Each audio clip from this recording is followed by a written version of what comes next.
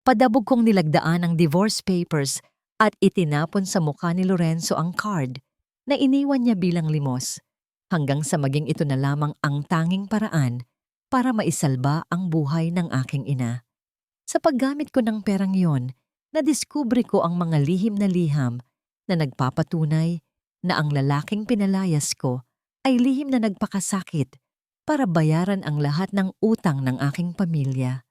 Ngayong huli na ang lahat, paano ko haharapin ang katotohanang ang taong akala ko ay nanakit sa akin ay siya palang lihim na nagligtas sa aking mundo.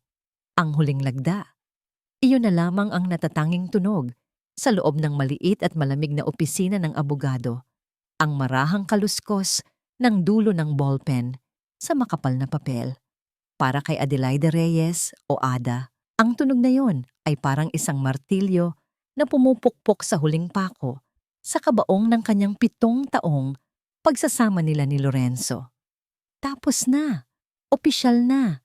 Nakatitig lamang siya sa kamay ni Lorenzo habang maingat nitong isinasara ang takip ng ballpen, ang mga kamay na yon.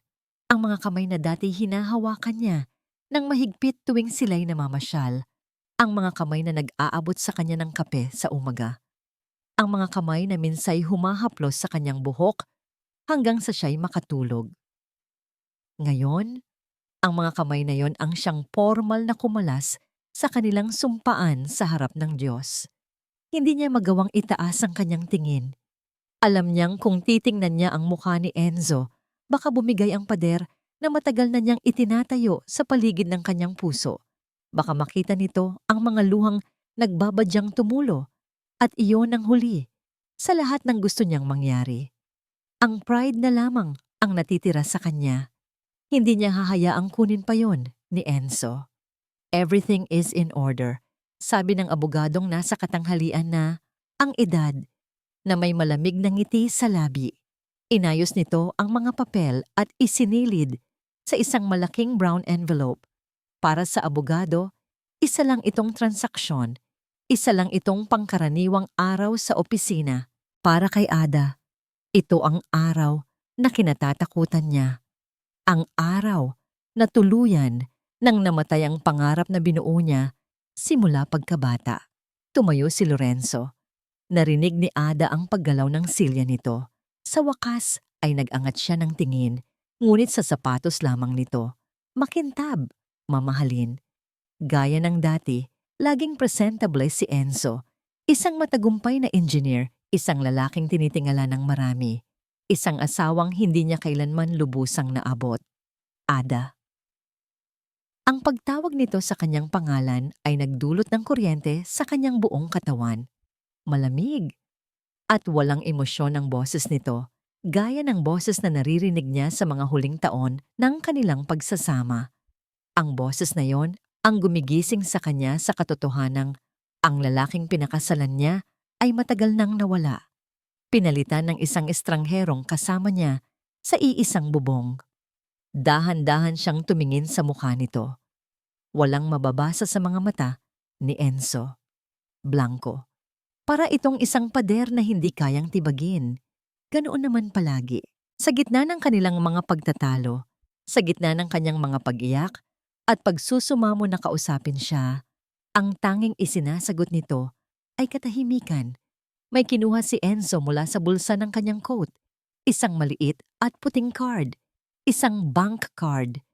Inilahad nito yon sa kanya. Para sa'yo, sabi nito sa mababang boses. Napakurap si Ada. Hindi maintindihan ang nangyayari. Tiningnan niya ang card, pagkatapos ay ang mukha ni Enzo. Ano to? Halos pabulong niyang tanong. Just take it, para masigurado kong magiging maayos ka. At doon, gumuho ang lahat ng pagpipigil ni Ada. Ang mga salitang iyon, para masigurado kong magiging maayos ka, ay parang sampal sa kanyang pagkatao. Isang sampal na nagsasabing hindi niya kayang tumayo sa sarili niyang mga paa. Isang paalala na sa mata ni Enzo, isa siyang obligasyon. Isang problema na kailangang solusyonan ng pera. So, ito na pala iyon. Ang kabayaran sa 7 taon niyang pagtitiis. Ang bayad pinsala sa libo-libong gabi na natulog siyang mag-isa habang si Enzo ay nasa business trip. Ang presyo ng kanyang mga luhang natuyo na lang sa kanyang mga pisngi. Isang pirasong plastik, isang mapait na ngiti ang gumuhit sa labi ni Ada. Dahan-dahan niyang inabot ang card. Ang pagdikit ng kanilang mga daliri ay nagpadala ng pamilyar na kislap, isang alaala ng dati, ngunit mabilis din niyong namatay. "Salamat," sabi niya, at sinikap niyang gawing kasing lamig ng boses nito ang sa kanya. "Salamat sa bayayad." Nakita niya ang bahagyang pagkunot ng noo ni Enzo, isang kislap ng kung anong emosyon sa mga mata nito, ngunit nawala rin yon kaagad. Tumangulang ito, tumalikod, at nagsimulang maglakad palabas ng opisina. Walang paalam, walang mag-iingat ka, walang huling sulyap, ganoon lang. Parang isinara ang isang libro na hindi na muling bubuksan. Naiwan si Ada na nakatayo roon, hawak-hawak ang card. Ang puso niya'y pinipiga sa sakit at galit. Ang biyahe pauwi sa bago niyang inuupahang apartment sa Quezon City ay parang isang panaginip. Simple lang ang apartment. Isang maliit na studio unit na malayo sa malaking bahay na dati nilang tinitirhan. Ang amoy ng bagong pintura ay dumadagdag sa pakiramdam na isa siyang dayuhan sa sarili niyang bagong buhay. Pagpasok niya, isinara niya ang pinto at sumandal doon. Ang katahimikan ay nakabibingi. Doon niya lang hinayaang bumagsak ang mga luhang kanina pa niya pinipigilan. Tahimik siyang umiyak. Ang mga balikat ay nanginginig habang mahigpit na hawak ang malamig na piraso ng plastik sa kanyang kamay. Nang mahimasmasan, tiningnan niyang muli ang card. Walang pangalan. Walang kahit anong pagkakakilanlan. Isang blangkong simbolo ng kanilang blangkong pagtatapos. Lumakad siya patungo sa isang maliit na aparador. Mula sa ilalim kinuha niya ang isang lumang baul na gawa sa kahoy, isang pamana mula sa kanyang lola. Dito niya itinatago ang mga bagay na ayaw na niyang makita pero hindi niya kayang itapon. Mga sulat, mga lumang litrato, mga tiket ng sine mula sa kanilang unang date. Binuksan niya ang baul. Ang amoy ng lumang papel at alaala ay sumalubong sa kanya. Sa isang iglap, bumalik ang lahat. Isang hapon, umuulan ng malakas. Kakasimula pa lang nilang mag-asawa at simple lang ang buhay. Sabay silang nagtimpla ng instant coffee sa kanilang maliit na apartment. Nagtatawanan sila dahil nasunog ang niluluto niyang tinapay. Hinawakan ni Enzo ang kanyang kamay at sinabing, "Kahit sunog pa yan, basta't ikaw ang kasama ko, masarap pa rin." Ang tawa ni Enzo noon, napakatamis, napakatotoo. Kailan ba huling beses niyang narinig iyon? Ipinilig ni Ada ang kanyang ulo, pilit iwinawaksi ang alaala. Ang Enzo na yon ay matagal nang patay. May halong galit na ibinagsak niya ang card sa loob ng baul, sa ibabaw ng mga kumukupas na alaala. Isinara niya ito ng malakas. Ang tunog ay umaling-awngaw sa katahimikan ng apartment. Tinitigan niya ang baul. Ang card ay nasa loob na, kasama ng nakaraan. Doon ito mananatili. Hindi niya ito kailangan. Hindi niya kailangan ang pera ni Lorenzo para mabuhay. Kakayanin niya. Patutunayan niya sa sarili niya at sa buong mundo na kaya niyang tumayo mag-isa. Huminga siya ng malalim. Ang kanyang mga kamao ay nakakuyom sa kanyang tagiliran. "Mabubuhay akong hindi kailangan ang kahit isang sentimo mula sa iyo, Lorenzo." Bulong niya sa hangin. Ang bawat salita ay puno ng determinasyon at sakit. Iyan ang panunumpa ko. 6 na buwan. Iyon ang haba ng panahon na lumipas mula ng huling araw na nakita ni Adelaida ang anino ni Lorenzo. 6 na buwan ng pilit na pagbangon ng pagbuo ng isang bagong routine sa kanyang maliit na mundo. Ang bawat araw ay may sinusunod na ritmo. Ang tunog ng alarm clock sa 5:00 ng umaga, ang mabilis na pag-aasikaso sa sarili, ang pakikipagsiksikan sa jeep papuntang opisina, at ang 8 oras na pagharap sa computer bilang isang accounting clerk sa isang maliit na kumpanya. Ang sahod ay sapat lang. Sapat para sa upa, sa kuryente at tubig, sa pagkain, at sa kaunting tulong na ipinapadala niya sa kanyang ina. Ang mga papel na dati kinatatakutan niya, ang mga bill ng kuryente, tubig, at internet, ay naging mga aninong papel sa ibabaw ng kanyang maliit na lamesa. Sa bawat sahod, isa-isa niyang nilalabanan ang mga aninong yon. Tinatapatan ng perang pinagpaguran niya. Isang maliit na tagumpay sa bawat nababayarang resibo. At sa bawat pagkakataong nararamdaman niya ang pagod at ang hirap, pilit niyang iwinawaksi ang alaala ng isang blankong card na nakatago sa ilalim ng kanyang mga lumang damit sa loob ng isang baul na amoy nakaraan.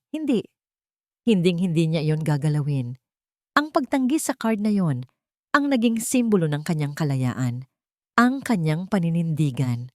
Ang bawat butil ng pawis niya ay mas may halaga kaysa sa kahit anong halaga na nakatago sa pirasong plastik na yon.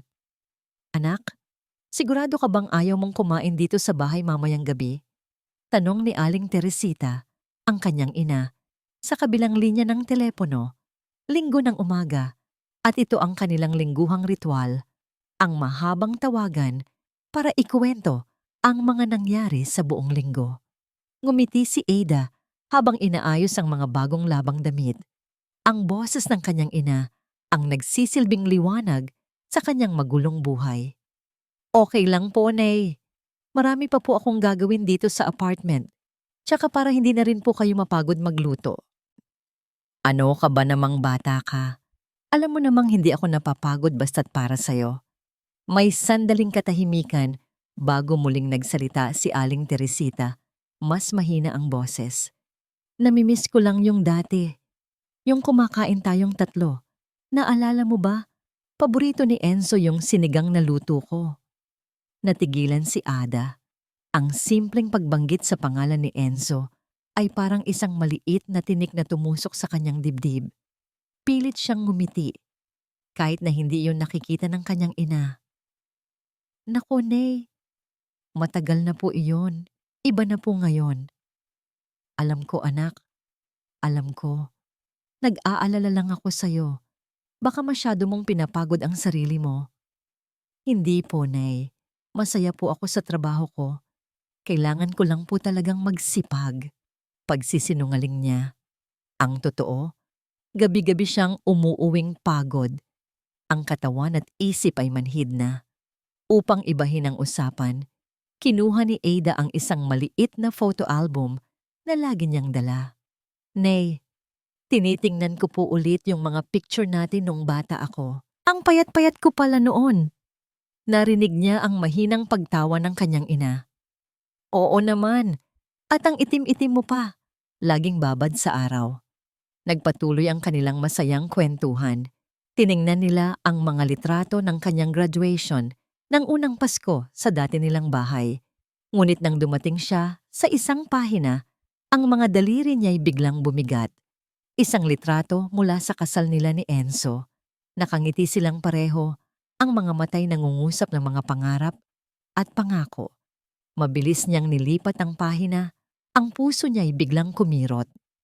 Anak, nandyan ka pa ba? Tanong ni Aling Teresita. Oo po. Nay, medyo naputol lang po yata yung linya. Muli niyang pagsisinungaling. Pagkatapos ng tawag, naiwan si Ada na nakatitig sa kawalan.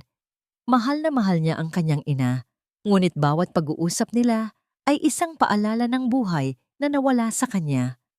Ang pag-iwas sa mga tanong, ang pag-iwas sa mga alaala, ito ay naging parte na ng kanyang bagong buhay. Kinabukasan, sa opisina, tila mas mabigat ang trabaho. Naghahabol sila ng deadline. Tanghali na nang makatanggap siya ng email mula sa kanilang manager.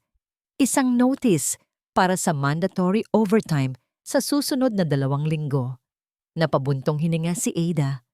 Pagod na siya, pero anong magagawa niya? Kailangan niya ng dagdag na bayad. Pinilit niyang ngumiti sa kanyang katabing si Beth na halatang dismayado rin.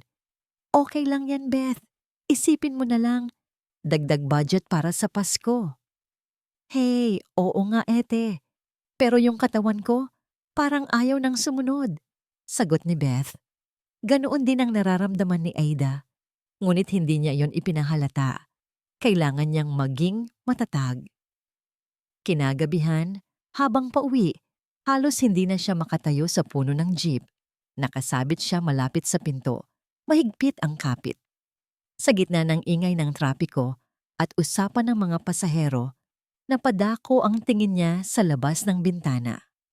Sa isang waiting shed, nakita niya ang isang mag-asawang nasa mid-40s na. Inaalalayan ng lalaki ang kanyang asawa. Pinapayungan ito kahit bahagya lang ang ambon. Nagtatawanan sila sa isang bagay na tila sila lang ang nakakaintindi. Isang pamilyar na kirot ang gumuhit sa puso ni Ada. Ganoon sila dati ni Enzo. Simpleng kasiyahan, simpleng pag-aalaga. Napakagatlabi siya at mabilis na nag-iwas ng tingin. Bawal. Bawal siyang magpaapekto sa mga ganitong tanawin. Pinili niya ang buhay na ito. Kailangan niyang panindigan. Pagod siyang nakarating sa kanyang apartment. Humiga siya sa kama nang hindi man lang nagbibihis. Ang bigat ng buong araw ay tila dumagan sa kanyang dibdib at ang imahe ng masayang mag-asawa ay paulit-ulit na bumabalik sa kanyang isipan. Hindi ito pagsisisi. Iyon ang pilit niyang sinasabi sa sarili. Ito ay panghihinayang. Panghihinayang sa mga pangarap na hindi natupad, sa mga pangakong napako. Bumangon siya mula sa pagkakahiga. Ang katawan ay tila may sariling bigat. Pinilit niyang maligo at maghanda ng kahit anong makakain. Isang cup ng instant noodles at isang pirasong tinapay. Habang kumakain ng mag-isa sa harap ng maliit na lamesa, hindi niya maiwasang isipin ang malaking hapagkainan sa dati nilang bahay. Madalas itong bakante dahil madalas wala si Enzo. Ngunit kahit ganoon, may pag-asa pa siyang nararamdaman noon. Pag-asang baka sa susunod na gabi o sa susunod ay sabay na silang kakain. Ngayon, wala na kahit ang pag-asang yon.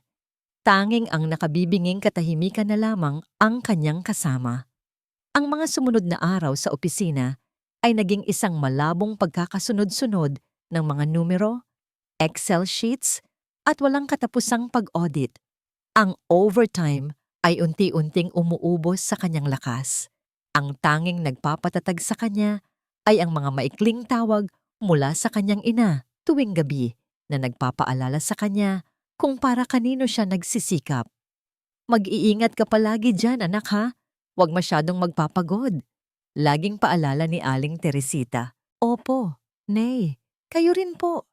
Inumin niyo po lagi ang gamot ninyo sa alta presyon. Sagot naman niya. Isang hapon, sa kalagitnaan ng abalang-abala niyang pagtatrabaho, naramdaman niyang nag-vibrate ang kanyang cellphone sa loob ng kanyang bag. Hindi niya sana ito papansinin. Iniisip na baka isa lang itong promo text. Ngunit may kung anong nag-udyok sa kanya na silipin ito. Isang hindi rehistradong numero ang tumatawag. Kumunot ang kanyang noo. Sino naman kaya ito? Dahil sa abala, hinayaan niya lang itong mag-ring hanggang sa tumigil. Ngunit ilang segundo lang ang lumipas, tumawag itong muli. Sa pagkakataong ito, may kakaibang kaba siyang naramdaman. Dala ng kung anong pilit, kinuha niya ang cellphone at sinagot ito habang ang isang kamay ay patuloy na nagtatype sa keyboard. Hello? Sabi niya. Ang boses ay bahagyang iritado dahil sa abala. May narinig siyang mga tunog sa kabilang linya, mga boses na nag-uusap, mga yabag ng paa na nagmamadali. Mga tunog na pamilyar sa isang lugar na ayaw niyang puntahan, isang ospital. Hello, Ma'am Adelaida Reyes po ba ito? Tanong ng isang boses ng babae. Tila nagmamadali at may bahid ng pag-aalala. Biglang nanayo ang mga balahibo ni Ada. Itinigil niya ang kanyang pagtatype. Yes, speaking. Sino po sila? Ma'am, tumatawag po ako mula sa St. Luke's Medical Center. Nurse po ako dito sa emergency room. Ang puso ni Ada ay biglang kumabog ng napakabilis na parang gustong kumawala sa kanyang dibdib. Ang kaninang pagod ay biglang napalitan ng matinding takot. Bakit po? May problema po ba? Nanginginig niyang tanong. Ang boses sa kabilang linya ay huminga ng malalim bago nagsalita. Ang bawat salita ay parang isang mabagal na patak ng lason na pumapatay sa kanyang pandinig. Ma'am Adelaida Reyes, ang nanay niyo po, si Teresita Reyes, isinugod po namin dito sa ospital. Ang mga salita ng nurse ay parang isang malakas na agos na tumangay sa lahat ng natitirang lakas sa katawan ni Ada. Isinugod po namin dito sa ospital.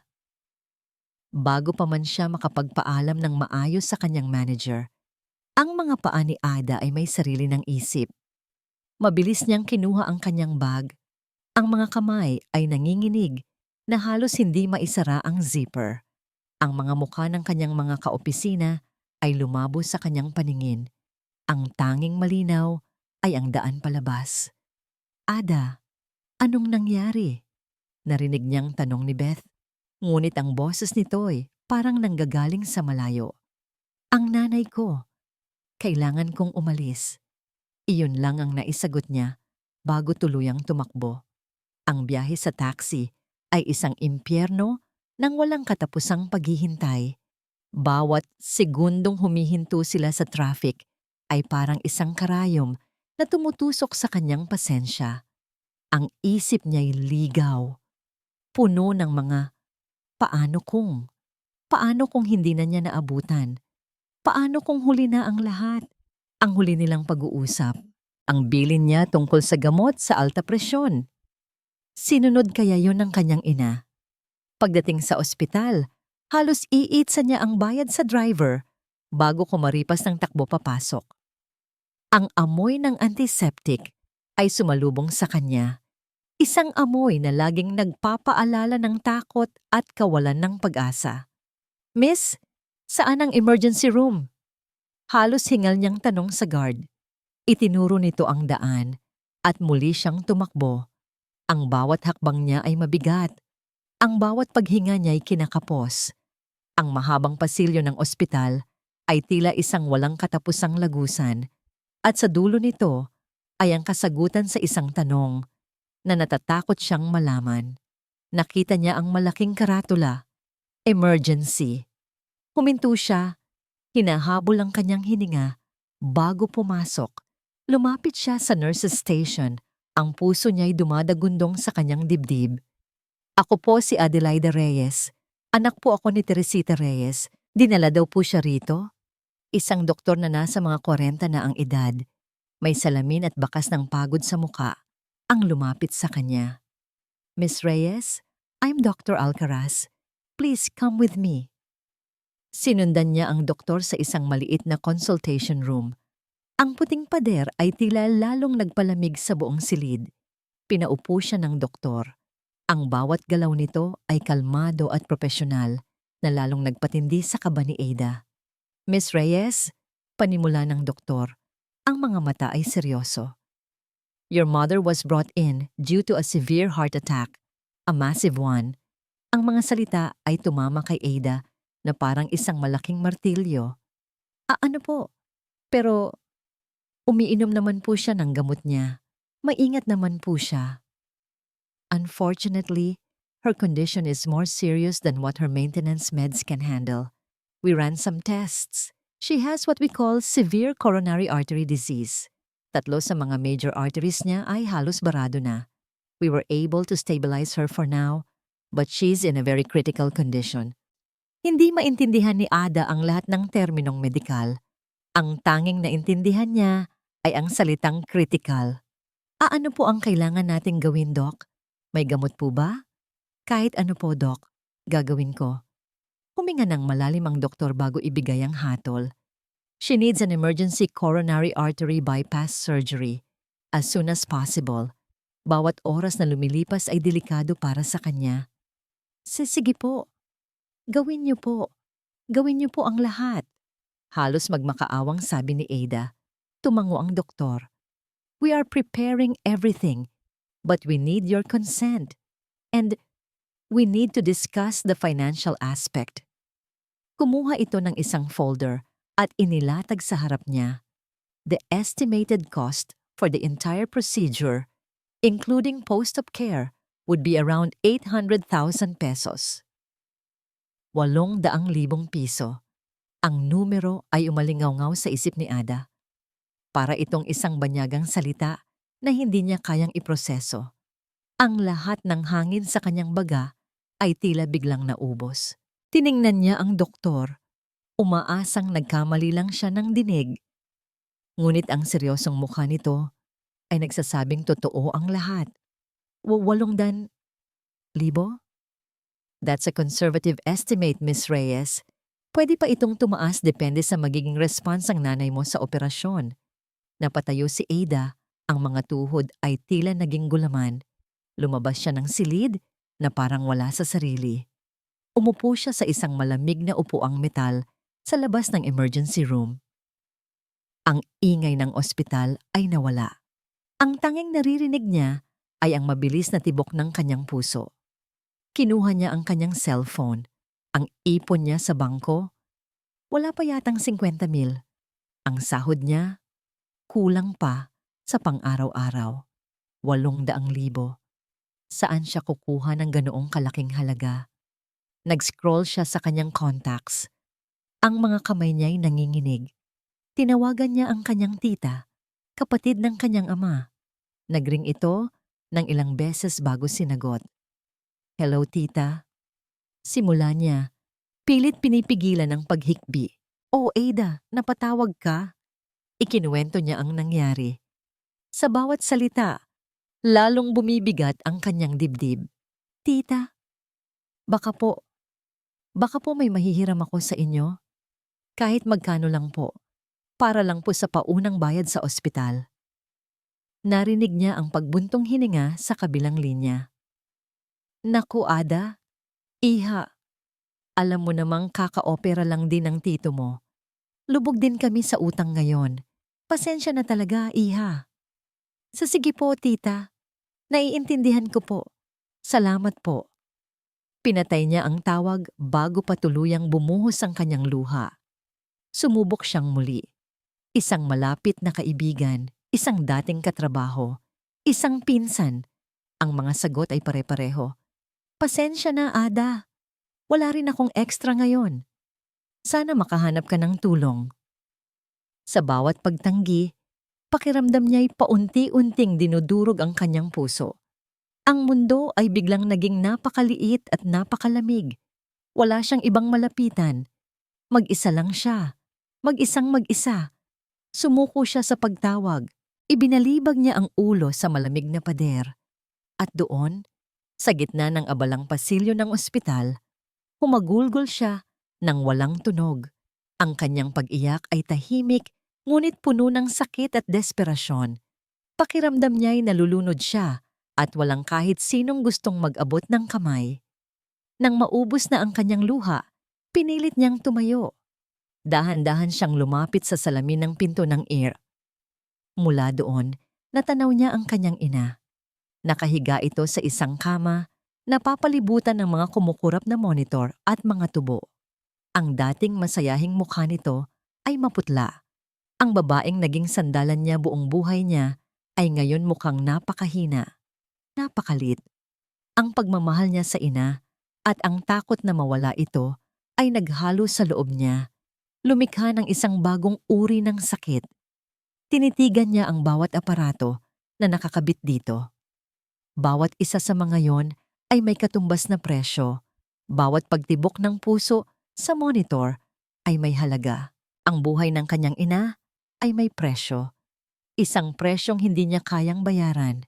At sa pinakamadilim na sandaling iyon ng kanyang kawalan ng pag-asa, isang imahe ang biglang sumulpot sa kanyang isipan. Isang lumang baul na gawa sa kahoy. Sa loob nito, sa ilalim ng mga lumang alaala, isang blankong card, ang panunumpa niya, ang pride niya, ang galit niya kay Lorenzo. Ang lahat ng yon ay biglang naglaho. Sa harap ng posibleng pagkawala ng kanyang ina, ang lahat ng yon ay naging walang kwenta. Anong halaga ng pride kung ang kapalit nito ay ang buhay ng pinakamamahal niyang tao? Isang bagong determinasyon ang biglang bumuhay sa kanyang nanlalambot na katawan. Pinunasan niya ang kanyang mga luha. Huminga siya ng malalim. Tumayo siya ng tuwid. Sa isang iglap, alam na niya ang kailangan niyang gawin. Walang pag-aalinlangan. Walang pagsisisi. Tumalikod siya mula sa salamin at nagsimulang maglakad nang mabilis palabas ng ospital. Ang bawat hakbang niya ay may bigat, ngunit meron ding layunin. Habang binabagtas niya ang daan palabas, isang pabulong na panalangin ang kumawala sa kanyang mga labi. Para sa Diyos, para sa kanyang ina, at para sa kanyang sarili. Patawarin mo ako, Inay. Patawarin mo ang orgulyo ko. Ang biyahe pabalik sa kanyang apartment ay isang malabong ulap ng sindak at determinasyon. Bawat ilaw trapiko ay isang kaaway, bawat sasakyan sa daan ay isang hadlang. Ang tanging tumatakbo sa isip ni Ada ay ang mukha ng kanyang ina na napapalibutan ng mga tubo at ang imahe ng isang card na simbolo ng kanyang kinasusuklamang kahinaan. Ngayon, ang card na yon ang kanyang tanging pag-asa. Nanginginig ang mga kamay niya habang ipinapasok ang susi sa pinto. Pagbukas nito, hindi niya pinansin ang kalat o ang katahimikan. Diretso ang kanyang tungo sa aparador, kung saan nakatago ang baul. Ang bawat hakbang niya ay mabigat, parang may nakadagan sa kanyang mga balikat. Ang bigat ng kanyang pride na unti-unti niyang nilulunok. Lumuhod siya sa harap ng baul. Sandali siyang natigilan. Ang kamay ay nakaamba sa takip nito. Ito na yon. Ang pagbukas niya rito ay ang formal na pagsira sa panunumpa na binitiwan niya 6 na buwan na ang nakalipas. Ngunit nang muling pumasok sa isip niya ang kalagayan ng kanyang ina, nawala ang lahat ng pag-aalinlangan. Dinala ng kanyang mga daliri ang takip pataas. Ang amoy ng lumang papel at mga tuyong bulaklak ay muling sumalubong sa kanya. At doon, sa ibabaw ng mga litrato at sulat, nakahimlay ang puting card. Walang bahid, walang pangalan. Simple, ngunit sa mga sandaling iyon, ito ang pinakamabigat na bagay sa buong mundo. Kinuha niya ito. Ang lamig ng plastik ay gumapang sa kanyang balat. Mabilis siyang tumayo, isinukbit ang kanyang bag, at lumabas muli ng apartment. Ang card ay mahigpit na hawak sa kanyang palad. May isang 24-hour ATM booth ilang kanto lang mula sa kanyang tinutuluyan. Gabi na, kaya't walang ibang tao. Ang tanging naririnig niya ay ang ugong ng aircon at ang malakas na kabog ng sarili niyang dibdib. Lumapit siya sa makina. Huminga siya ng malalim bago ipinasok ang card. Ang kamay niya'y nanginginig na halos hindi niya maitapat sa siwang. Nang sa wakas ay pumasok ito, hiningi ng makina ang PIN. Napahinto si Ada. Hindi niya alam ang PIN. Hindi ito sinabi ni Enzo. Anong numero ang ilalagay niya? Sinubukan niya ang kanilang anniversary. Invalid PIN. Sinubukan niya ang birthday niya. Invalid PIN. Isa na lang ang natitirang subok bago mablock ang card. Napapikit siya sa frustration. Ano ba ang iniisip ni Enzo? Anong numerong mahalaga sa kanya? Bigla, isang alaala ang pumasok sa isip niya. Ang birthday ni Enzo. Ang petsang madalas nitong makalimutan dahil sa sobrang abala sa trabaho, ang petsang lagi niyang ipinapaalala rito. Sa gitna ng kawalan ng pag-asa, iyon ang sinubukan niya. PIN accepted. Para siyang nabunutan ng tinik. Nagmamadali niyang pinindot ang balance inquiry. Naghintay siya habang nagpoproseso ang makina. Ilang segundo lang iyon, ngunit para kay Ada, iyon na yata ang pinakamatagal na ilang segundo sa buong buhay niya. At pagkatapos, lumabas ang numero sa screen. Natigilan si Ada. Napakurap siya ng ilang beses. Iniisip na baka namamalikmata lang siya. Lumapit pa siya sa screen. Halos idikit ang kanyang mukha rito. Pero hindi nagbago ang mga numero. Paulit-ulit niyang binasa. Ang mga zero ay tila nagsasayaw sa harap ng kanyang mga mata. Ang halaga ay hindi lang sapat para sa operasyon ng kanyang ina. Ito ay higit pa. malayong-malayo pa sa kanyang inaasahan, isang halagang hindi niya kailanman hinawakan sa buong buhay niya. Saan galing ang lahat ng ito? Nanginginig ang daliri niyang pinindot ang option na print mini statement. Umugong ang makina at isang maliit na resibo ang lumabas. Kinuha niya ito, ang mga matay hindi makapaniwala sa binabasa. Nakita niya ang huling 10 transaksyon. Ang lahat ay deposit. Bawat isa ay may pare-parehong petsa. Bawat buwan, tuwing araw ng sahod ni Enzo. At ang mga halaga, malalaki. Ginawa niya ang mabilis na kalkulasyon sa kanyang isip. Kung ganito kalaki ang idineposito niya sa loob lang ng 10 buwan, gaano na katagal niya itong ginagawa? Ngunit hindi iyon ang pinakanagpatigil sa kanyang mundo. Sa tabi ng bawat transaksyon, mayroong espasyo para sa maikling deskripsyon o tala. At doon, nakasulat ang mga salitang tila tumagos sa kanyang puso at dumurog sa pader na matagal na niyang itinatayo. Deposit, deposit. Mag-iingat ka palagi, deposit. Sana masaya ka, deposit. Huwag magpapagutom paulit-ulit. Iba't ibang mensahe, ngunit iisa ang ibig sabihin. Ang bawat transaksyon ay hindi lang simpleng paglilipat ng pera. Ang bawat isa ay isang mensahe, isang liham na hindi niya kailanman nabasa. Bumagsak ang mga balikat ni Ada. Lumabas siya ng ATM booth na parang isang zombie. Ang maliit na resibo ay nanginginig sa kanyang kamay. Umupo siya sa isang bangkong semento sa gilid ng daan, sa ilalim ng malamlam na ilaw ng poste. Tinitigan niya ang resibo, binabasa ang mga salita ng paulit-ulit. Mag-iingat ka palagi. Sana masaya ka. Ang mga salitang ito, ang hinintay niyang marinig mula kay Enzo sa loob ng maraming taon. Ang mga salitang hindi nito kayang sabihin ng harapan. Ngunit narito, nakasulat sa isang pirasong papel, isang patunay na kahit sa kanilang paghihiwalay, hindi siya nawala sa isip nito. Biglang bumalik sa alaala niya ang isa sa mga huuli nilang pag-aaway, ilang buwan bago ang hiwalayan. Hindi mo na ba ako mahal, Enzo? Umiiyak niyang tanong noon. Hindi mo man lang ako kinakausap, para akong hangin dito sa bahay. Nakatayo lang ito, nakatalikod sa kanya, nakatingin sa bintana. Ang sagot nito ay ang dati, katahimikan. Magsalita ka naman, sigaw niya. Sabihin mong pagod ka na, sabihin mong may iba na. Kahit ano, wag lang yang nakabibingi mong katahimikan. Hindi pa rin ito umimik. At sa gabing iyon, sumuko na siya. Inakala niyang ang katahimikan nito ay pagwawalang bahala. Inakala niyang manhid ito. Ngayon, habang nakatingin sa resibo, ibang kahulugan ang nabubuo sa kanyang isip. Ang mga gabing ginagabi ito ng uwi. Ang mga business trip na hindi maipaliwanag. Ang pagod sa mga mata nito na inakala niyang dahil sa ambisyon. Paano kung lahat ng iyon ay para rito? Para sa pondong ito na hindi niya alam. Ang mga luha ay nagsimulang mamuo sa kanyang mga mata at isa-isang pumatak sa papel. Ang pride na naging sandata niya sa loob ng 6 na buwan ay gumuho, nadurog, at naging abo. Pinalitan ito ng isang damdaming mas masakit pa sa galit. Ang bigat ng pag-aakalang alam niya ang lahat, gayong wala pala siyang alam.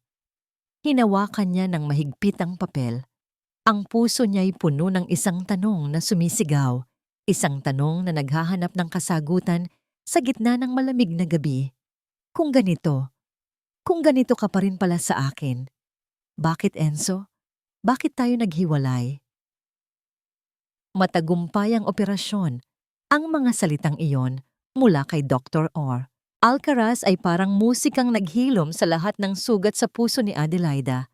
Nang payagan siyang silipin ang kanyang ina sa recovery room, isang malalim na kapayapaan ang bumalot sa kanya. Payapa ang mukha ni Aling Teresita habang natutulog. Ang dibdib ay marahang tumataas baba, kasabay ng regular na tunog mula sa heart monitor. Buhay siya. Ligtas siya. Sa mga sumunod na araw, Ang ospital ang naging mundo ni Ada. Sa umaga, papasok siya sa trabaho para tapusin ang mga kailangan. At sa hapon hanggang gabi, binabantayan niya ang kanyang ina. Ang lahat ng bayarin, mula sa mga gamot, sa professional fee ng mga doktor, hanggang sa bayad sa kwarto, ay binayaran niya gamit ang card. Bawat pag-swipe sa credit card terminal ng cashier ay isang halo ng pasasalamat at kirot. Habang nakaupo sa tabi ng kama ng kanyang ina, pinagmamasdan niya itong unti-unting lumalakas. Hinahawakan niya ang kamay nito at sa bawat paggising nito, isang matamis na ngiti ang isinasalubong niya. Salamat sa Diyos, anak, at nalagpasan natin to. Mahinang sabi ni Aling Teresita, isang hapon. Siyempre naman po, Nay. Malakas ka po eh. Nakangiting sagot ni Ada. Ngunit sa likod ng nanangiting iyon, may isang tanong na bumabagabag sa kanya. Saan nanggaling ang perang ito? Paano niya maipapaliwanag sa kanyang ina ang biglaang yaman na sumagip sa kanila? Ang pasasalamat niya kay Enzo ay totoo. Utang niya rito ang buhay ng kanyang ina. Ngunit ang pasasalamat na iyon ay may kasamang bigat. Isang nakalilitong pakiramdam ng pagkakautang na hindi niya maintindihan. Ang mga mensahe sa resibo, sana masaya ka, mag-iingat ka palagi, ay paulit-ulit na umuulit sa kanyang isip na sumasalungat sa imahe ng malamig at tahimik na lalaking humiwalay sa kanya. Hindi niya nakaya, hindi niya nakayang manatili sa dilim. Kailangan niya ng mga sagot. Ang katahimikan ay mas nakakabaliw pa kaysa sa isang masakit na katotohanan. Kinabukasan, pagkatapos matiyak na may mag-aalaga sa kanyang ina, nagpasya si Ada. Nagsuot siya ng pinakamatinong damit na mayroon siya, huminga ng malalim, at sumakay ng bus patungong Ortigas. Ang gusali kung saan naroon ang opisina ni Lorenzo ay matayog at gawa sa salamin, isang monumento ng tagumpay na tila nang iinsulto sa simpleng buhay ni Ada. Bawat hakbang niya papasok sa grand lobby ay parang may humihila sa kanyang mga paa. Ang mga tao sa paligid niya ay abala, nakasuot ng mga mamahaling damit. Ang kanilang mga mukha'y seryoso. Ito ang mundo ni Enzo, isang mundong hindi na niya kinabibilangan. Nang sabihin niya ang pangalan ni Lorenzo Velasco sa receptionist, tiningnan siya nito mula ulo hanggang paa. Do you have an appointment, ma'am? Wala. Pero sabihin mo na lang si Adelaida Reyes.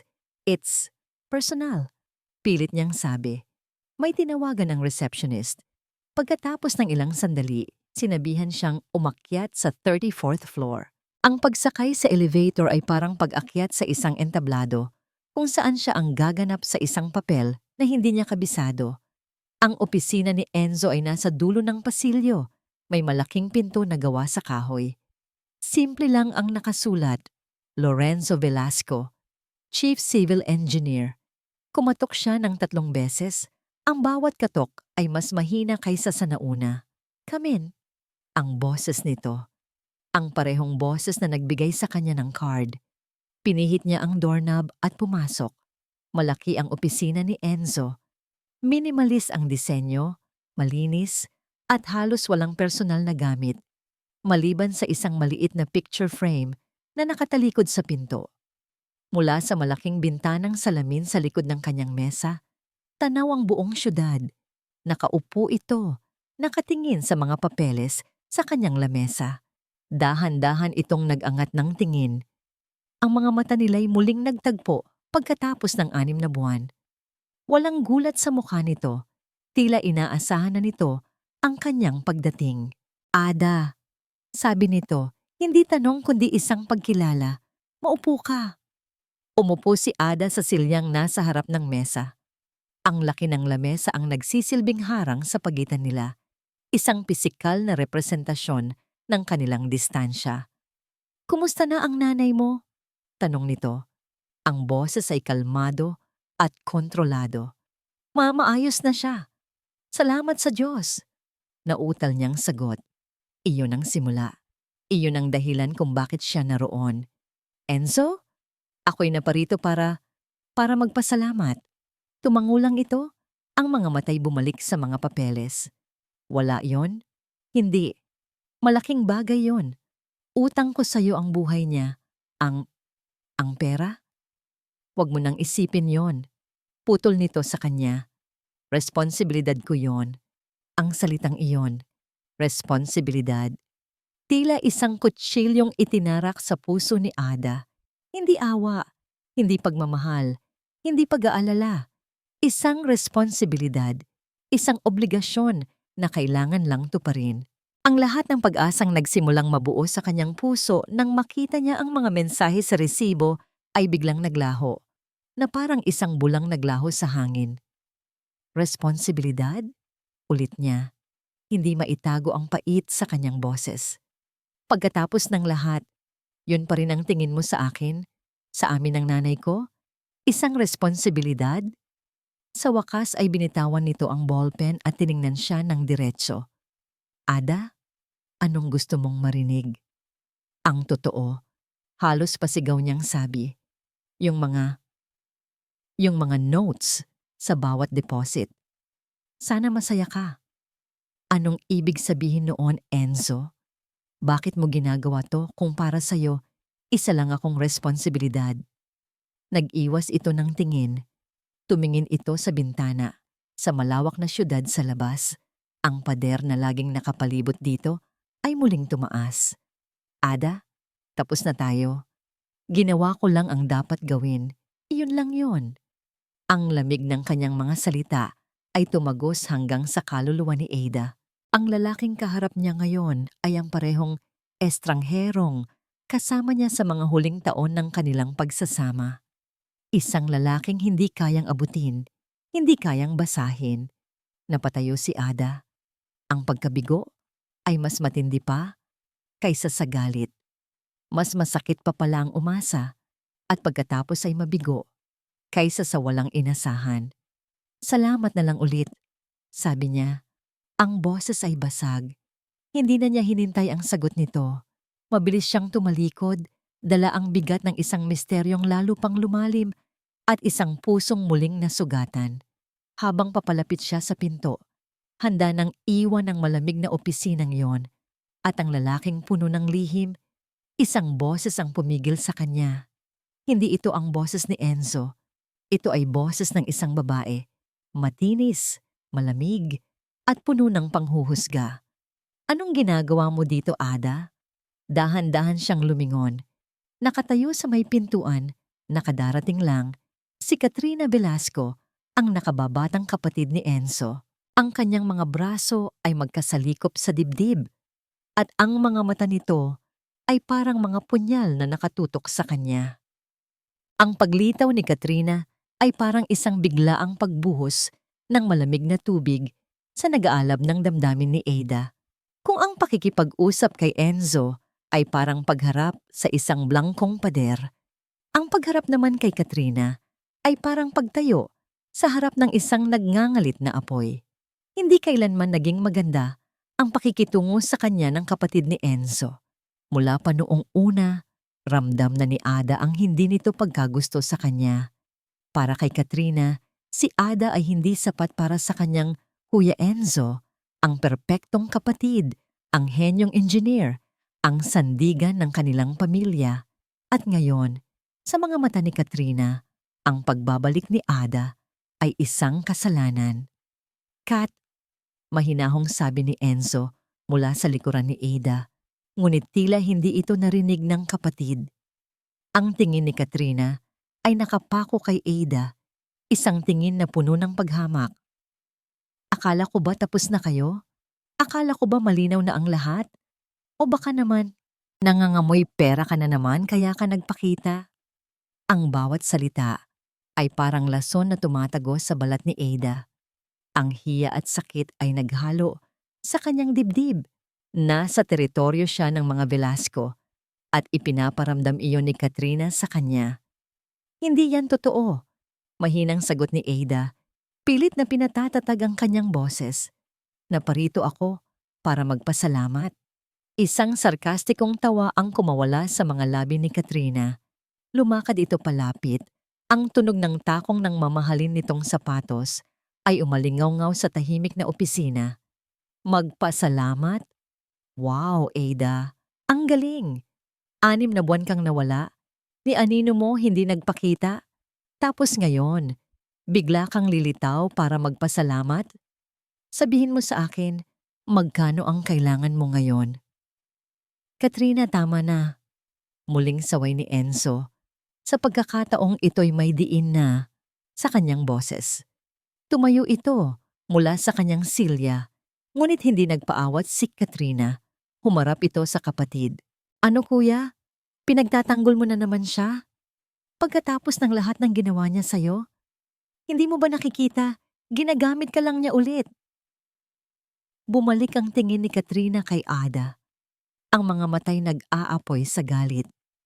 Alam mo ba kung anong pinagdaanan ng kuya ko dahil sa'yo? Alam mo ba kung gaano siya nagtrabaho para lang sa wala? Araw at gabi, wala siyang pahinga. Minsan, dito na siya natutulog sa opisina. Nakita ko siya, Ada. Nakita ko siyang natutulog sa mesa niya. Yakap-yakap ang isang malamig na tasa ng kape dahil sa sobrang pagod. Isang imahe ang biglang nabuo sa isip ni Ada. Si Enzo, mag-isa sa dilim ng opisina, baluktot sa kanyang silya, pagod at walang kasama. Ang kirot na naramdaman niya ay hindi dahil sa akusasyon ni Katrina, kundi dahil sa katotohanang baka may punto ito. Naging abala siya sa sarili niyang sakit at pagdaramdam na hindi niya napansin ang pagod at sakripisyo ng asawa. Wala kang alam sa hirap na dinanas niya. Patuloy ni Katrina, ang boses ay nanginginig na sa tindi ng emosyon. Habang ikaw, anong ginawa mo? Nagreklamo ka lang ng nagreklamo. Wala kang oras sa akin, Enzo. Hindi mo na ako mahal. Puro ka sarili mo. Hindi mo man lang nakita na dinudurog niya ang sarili niya para ibigay sa'yo ang buhay na gusto mo. Hindi yan totoo. Sigaw ni Ada. Ang mga luha ay nagsimula nang mamuo sa gilid ng kanyang mga mata. Hindi pera ang gusto ko. Ang gusto ko lang. Ang gusto ko lang ay siya. Talaga? Hamon ni Katrina. Kung ganon, nasaan ka noong mga panahong kailangan ka niya? Nasaan ka noong kailangan niya ng karamay? Ah, oo nga pala. Naging abala ka sa pag-iisip kung paano ka aalis, kung paano mo siya iiwan. Ang bawat salita ni Katrina ay isang sampal. Sinusumbatan siya nito sa lahat ng mga pagkukulang na matagal na niyang ibinabaon sa kanyang isipan. Ang mga pagkakataong mas pinili niyang manahimik kaysa umunawa. Ang mga gabing mas pinili niyang umiyak mag-isa kaysa kumatok sa pinto ng study room ni Enzo para tanungin kung kumusta na ito. Ang katotohanan ay masakit. Sa kagustuhan niyang ipaglaban ang sarili niyang nararamdaman, naging bulag siya sa nararamdaman ng iba. Tumigil ka na, Katrina. Malakas na sabi ni Enzo. Lumapit ito at hinawakan ng kapatid sa braso. Umuwi ka na. Hindi kuya. Kailangan niyang marinig to. Kailangan niyang malaman na hindi siya pwedeng basta-basta na lang bumalik dito at umarte na parang walang nangyari. Tumingin si Ada kay Enzo, naghahanap ng kahit anong senyales, kahit anong salita na magsasabing hindi totoo ang mga sinasabi ni Katrina. Ngunit ang nakita lang niya ay isang mukhang pagod at isang pares ng matang nag-iiwas ng tingin. At sa sandaling iyon, alam na ni Ada ang sagot. Wala na siyang lakas para makipagtalo. Wala na siyang karapatan. Ang bigat ng katotohanan. Kahit na kalahati lang nito, ang alam niya ay sapat na para durugin ang natitira niyang pag-asa. Dahan-dahan siyang tumalikod. Hindi na niya kailangan ng permiso para umalis. Bawat hakbang papalayo ay isang pag-amin sa kanyang pagkatalo. Nang nasa may pinto na siya, narinig niya ang huling salita ni Katrina. Isang salitang binitiwan na parang isang sumpa. Malamig at tiyak. Huwag mong isipin na dahil sa pera niya, may karapatan ka pa sa kanya. Matagal ka nang tapos sa buhay ng kuya ko. Hindi na lumingon si Ada. Tuloy-tuloy siyang lumabas ng opisina, tinahak ang mahabang pasilyo, pumasok sa elevator, at lumabas sa lobby. Hindi niya namalayan ang mga taong nakakasalubong niya. Ang tanging nararamdaman niya ay ang kahihiyan na bumabalot sa kanyang buong pagkatao at ang sakit ng isang katotohanang unti-unti niyang natutuklasan na baka sa kwento ng kanilang paghihiwalay, hindi lang si Enzo ang nagkulang.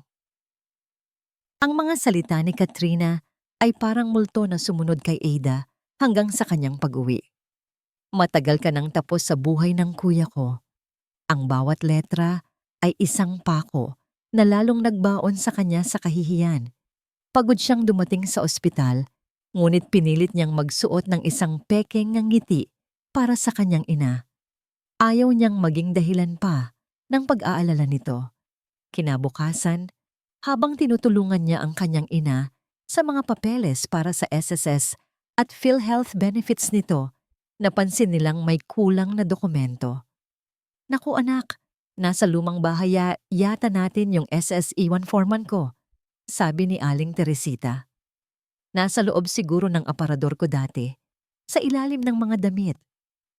Ang lumang bahay nila, sa Caloocan, naibenta na ito 1 taon na ang nakalipas para matustusan ng pagpapagamot ni Aling Teresita sa dati nitong karamdaman. Mabuti na lang at naging mabait ang bagong may-ari at pinayagan silang mag-iwan ng ilang gamit sa bodega. Nababalikan na lang nila kapag may oras. Ngayon na ang oras na yon. Ang pagbabalik sa bahay na yon ay isang paglalakbay sa nakaraan. Ang amoy ng lumang kahoy at alikabok ay sumalubong kay Ada. Ang bawat sulok ay may dalang alaala. Ang kusina, kung saan tinuruan siya ng kanyang ina na magluto. Ang sala, kung saan sila naglalaro ng kanyang ama. Ang maliit na hardin, kung saan niya unang nakita si Enzo na seryosong nakikipag-usap sa kanyang mga magulang para hingin ang kamay niya. Pumasok siya sa bodega sa likod bahay. Naroon pa ang ilang kahon at isang lumang aparador.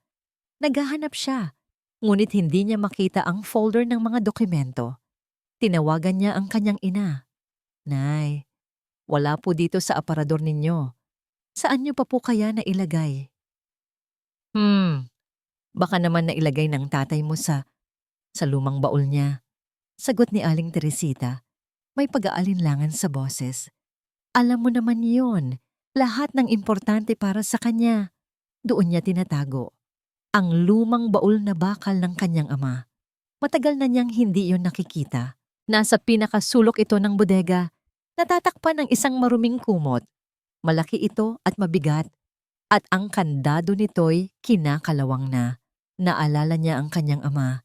Isang simpleng security guard, ngunit sa kanyang mga mata, ito ang pinakamalakas at pinakamabait na tao sa mundo. Lagi itong nakangiti, laging may dalang pasalubong kahit gaano kaliit, at laging nagsasabing, ang pamilya ang pinakamahalagang yaman. Naghahanap si Ada ng martilyo para sirain ang kandado. Pagkatapos ng ilang malalakas na pukpok, bumigay ito. Huminga siya ng malalim bago dahan-dahang itinaas ang mabigat na takip. Ang nasa loob ay mga alaala ng kanyang ama, ang kanyang mga medalya mula sa serbisyo, mga lumang litrato nila, ang kanyang Biblia. Napangiti si Ada. Ito ang amang kilala niya. Isang taong marangal at simple. Ngunit sa ilalim ng lahat ng iyon, may isang brown folder na nakatago. Mukha itong luma at ang mga gilid ay halos natutuklap na. Kinuha niya ito, iniisip na baka naroroon ang SSS form ng kanyang ina. Pagbukas niya, hindi mga government forms ang nakita niya. Ang mga nasa loob ay mga papel na may mga logo ng iba't ibang lending company at mga kasino, mga promissory note, mga kasulatan ng utang. Nakapangalan sa kanyang ama, si Roberto Reyes. Kumunot ang noo ni Ada. Isa-isa niyang tiningnan ang mga dokumento. Habang binabasa niya, unti-unting nanlaki ang kanyang mga mata. Ang mga halaga. Nakakalula. 10,000, 20,000, 50,000 hanggang sa umabot sa daan-daang libo. Pinagsama-sama, ang utang ay aabot sa mahigit 2 milyon. Ang hangin ay tila ninakaw mula sa kanyang mga baga. Hindi maaari. Ang kanyang ama, ang mabait at responsableng si Roberto Reyes, may utang sa sugal na ganito kalaki. Ito ba ang dahilan kung bakit bigla itong inatake sa puso 5 taon na ang nakalipas? Dahil ba sa bigat ng mga lihim na ito? Nanginginig ang kanyang mga kamay. Ang imahe ng kanyang perpektong ama ay unti-unting nagkakalamat sa kanyang isipan. Ngunit hindi pa yon ang katapusan. Sa likod ng mga kasulatan ng utang, may isa pang tumpok ng papel, maingat na nakaipit. Mga resibo, mga bank deposit slip, mga katibayan ng bayad. Binasa niya ang una, isang resibo ng bayad, 50,000 piso. Tiningnan niya kung kanino nakapangalan ang nagbayad. Ang mga letra ay tila lumabo sa harap ng kanyang nangingilid na mga luha. Payor, Lorenzo A. Velasco. Napaatras si Ada. Binitiwan niya ang papel na parang napaso. Hindi. Baka nagkakamali lang siya ng basa. Dinampot niya itong muli. Ang puso niya ay dumadagundong na parang tambol. Binasa niya ulit. Lorenzo A. Velasco. Walang duda. Isa-isa niyang tiningnan ang lahat ng resibo. Pare-pareho. Ang pangalan ni Enzo ay nakasulat sa bawat isa. Ang mga petsa. Nagsimula ito 5 taon na ang nakalipas. Ilang linggo lang pagkamatay ng kanyang ama. At nagpatuloy ito, buwan-buwan, taon-taon. Biglang nag-ugnay-ugnay ang lahat sa kanyang isipan na parang isang masakit na kidlat. Ang mga petsa sa resibo, tumutugma sa mga biglaang business trip ni Enzo sa probinsya. Ang mga malalaking halaga, tumutugma sa mga panahong sinasabi ni Enzo na kailangan niyang mag-overtime para sa isang importanteng proyekto. Ang mga gabing umuuwi itong pagod na halos hindi na makapagsalita. Ang paglayo nito sa kanya, hindi iyon dahil sa ambisyon, hindi dahil sa pagkawala ng pagmamahal. Ginagawa niya iyon para bayaran ang utang ng kanyang ama. Ang kanyang ama na namatay nang hindi man lang sinasabi sa kanila ang problemang ito. Kinuha ni Enzo ang responsibilidad. Binalikat niya ang isang problemang hindi naman kanya. Ginawa niya yon ng tahimik. Ginawa niya yon ng mag-isa. Ang mga salita ni Katrina ay bumalik sa kanya na parang isang malakas na sampal. Alam mo ba kung anong pinagdaanan ng kuya ko? Dinudurog niya ang sarili niya para ibigay sa iyo ang buhay na gusto mo. Ang mga salita ni Enzo sa opisina, responsibilidad ko yon. Hindi responsibilidad bilang asawa. Ito ay isang responsibilidad na kinuha niya para protektahan si Ada. Para protektahan ang alaala ng ama nito. Para hindi masira ang imahe ng isang mabuting ama sa mga mata ng kanyang nag-iisang anak na babae. Pinili niyang maging kontrabida sa kanilang kwento para manatiling bayani ang tatay ni Ada. Ang bigat ng katotohanan ito ay napakatindi, napakabigat, na tila dinudurog ang kanyang mga buto.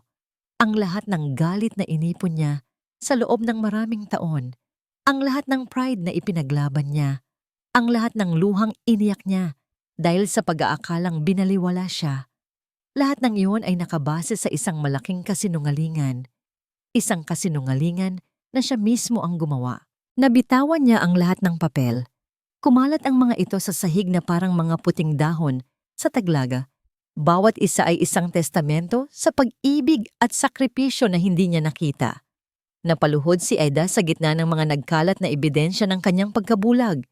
Ang kanyang mga binti ay hindi na kayang suportahan ang bigat ng kanyang pagsisisi. Humagulgol siya. Isang iyak na hindi lang dahil sa sakit, kundi dahil sa hiya, sa panghihinayang, at sa isang katotohanang napakasakit tanggapin. Tiningnan niya ang pangalan ni Enzo sa isang resibo. Ang pangalan ng lalaking isinumpa niya, ang lalaking tinalikuran niya, ang lalaking nagligtas sa kanya at sa kanyang pamilya sa paraang hindi niya kailanman nalaman. Lahat. Bulong niya sa pagitan ng mga hikbi, ang boses ay basag na basag. Lahat ng ito, para sa akin. Ang sahig ng bodega ay nanatiling malamig sa ilalim ng mga nanginginig na tuhod ni Ada. Ang mga piraso ng papel na nagkalat sa paligid niya ay hindi lang mga dokumento. Sila ang mga piraso ng kanyang nawasak na katotohanan. Gaano katagal siyang nanatili roon, nakaluhod sa gitna ng mga multo ng nakaraan, hindi niya alam. Ang tanging alam niya ay ang bigat sa kanyang dibdib, isang bigat na mas masahol pa sa galit at lungkot, ang bigat ng pagsisisi. Pinilit niyang tumayo, ang mga binti ay nanghihina. Isa-isa niyang pinulot ang mga papel, ang bawat isa'y parang nag-aapoy sa kanyang mga daliri. Inayos niya ang mga ito at maingat na isinilid pabalik sa folder. Kailangan niyang makausap si Enzo. Ngayon na. Hindi na ito makapaghihintay. Habang nagmamaneho pabalik sa Maynila, ang isip niya'y isang malaking kaguluhan. Kinuha niya ang kanyang cellphone, ang mga daliri nanginginig, habang hinahanap ang numero ni Enzo. Kailangan niyang marinig ang boses nito. Kailangan niyang humingi ng tawad. Nagring ang telepono. 1, 2, 3, 4. Walang sumasagot. Sinubukan niyang muli. Ganoon pa rin. Isang mahaba. Walang katapusang tunog ng pagring na sinusundan ng nakabibinging katahimikan. Para itong isang malupit na biro ng tadhana. Ngayong handa na siyang makinig. Si Enzo naman ang hindi maabot. Sagutin mo, Enzo. Please. Sagutin mo. Bulong niya sa sarili. Ang mga luha ay muling nagbabadyang tumulo. Sinubukan niya ng sinubukan hanggang sa ang biyahe niya ay matapos at nakabalik na siya sa kanyang apartment. Bawat hindi nasasagot na tawag ay isang dagdag na patalim sa kanyang puso. Nasaan siya? Bakit hindi niya sinasagot? Isang ideya ang pumasok sa isip niya. Baka nasa bahay lang nila ito. Ang dati nilang bahay, ang bahay na iniwan niya, ang bahay na puno ng mga alaala. At ngayon, puno ng mga kasagutan. Hindi na siya nag-isip pa. Ang desperasyon ay mas malakas kaysa sa pride. Kailangan niyang pumunta doon. Kailangan niyang subukan. Nagpara siya ng taxi. Habang papalapit sila sa pamilyar na subdivision, nagsimulang umambon. Ang maliliit na patak ng ulan sa salamin ng taxi ay parang mga luhang dumadaloy para sa kanya. Pagdating sa harap ng bahay, nanatili siyang nakaupo sa loob ng taxi. Ang lahat ay pareho pa rin. Ang hardin na inalagaan niya, ang puting gate, ang ilaw sa beranda na laging nakabukas. Ngunit ngayon, ang bahay na ito ay tila isang banyagang lugar. Nagbayad siya at bumaba. Dahan-dahan siyang lumapit sa gate, ang puso niya'y kumakabog sa bawat hakbang. Magdo-doorbell na sana siya nang bumukas ang pinto. Ngunit hindi si Enzo ang lumabas. Si Katrina. Ang pagkagulat sa mukha ni Katrina ay mabilis na napalitan ng galit. Isang galit na mas matindi pa kaysa sa nakita niya sa opisina. Ikaw na naman? Sabi ni Katrina. Ang boses ay puno ng kamandag. Hindi ka pa ba nakontento? Hanggang dito ba naman? Susundan mo ang kuya ko? Anong akala mo sa sarili mo? Walang salitang lumabas sa bibig ni Ada. Paano niya sisimulan? Paano niya ipapaliwanag ang natuklasan niya kung ang taong nasa harap niya ay nakatingin sa kanya na parang siya ang pinakamasamang tao sa mundo? Wala si kuya. At kahit na nandito siya, wala kang karapatang pumunta rito. Sigaw ni Katrina. Ang boses ay sapat na para marinig ng mga kapitbahay. Ano pa bang kailangan mo? Hindi pa ba sapat yung perang nakuha mo? Sabihin mo sa akin, Ada. Kailan ka ba titigil sa pagsira sa buhay niya? Ang mga akusasyon ay tumatama kay Ada, ngunit hindi na siya nasasaktan. Dahil sa isang parte ng kanyang isip, sumasang-ayon siya. Sinira niya ang buhay ni Enzo. Sinira niya ito sa kanyang pagkabulag. Katrina, please, kailangan ko lang siyang makausap. Pakiusap ni Ada. Ang boses ay halos pabulong na. Para ano? Para humingi ulit? Para magreklamo ulit? Lumapit si Katrina. Ang mukha ay ilang pulgada na lang ang layo mula sa kanya. Hindi mo alam ang pinagdaanan namin. Hindi mo alam ang mga sakripisyo niya. Alam mo ba kung gaano kadalas siyang hindi kumakain para lang makabayad sa... mga utang ng pamilya mo. Ang mga salitang yon, mga utang ng pamilya mo, napatitig si Ada kay Katrina.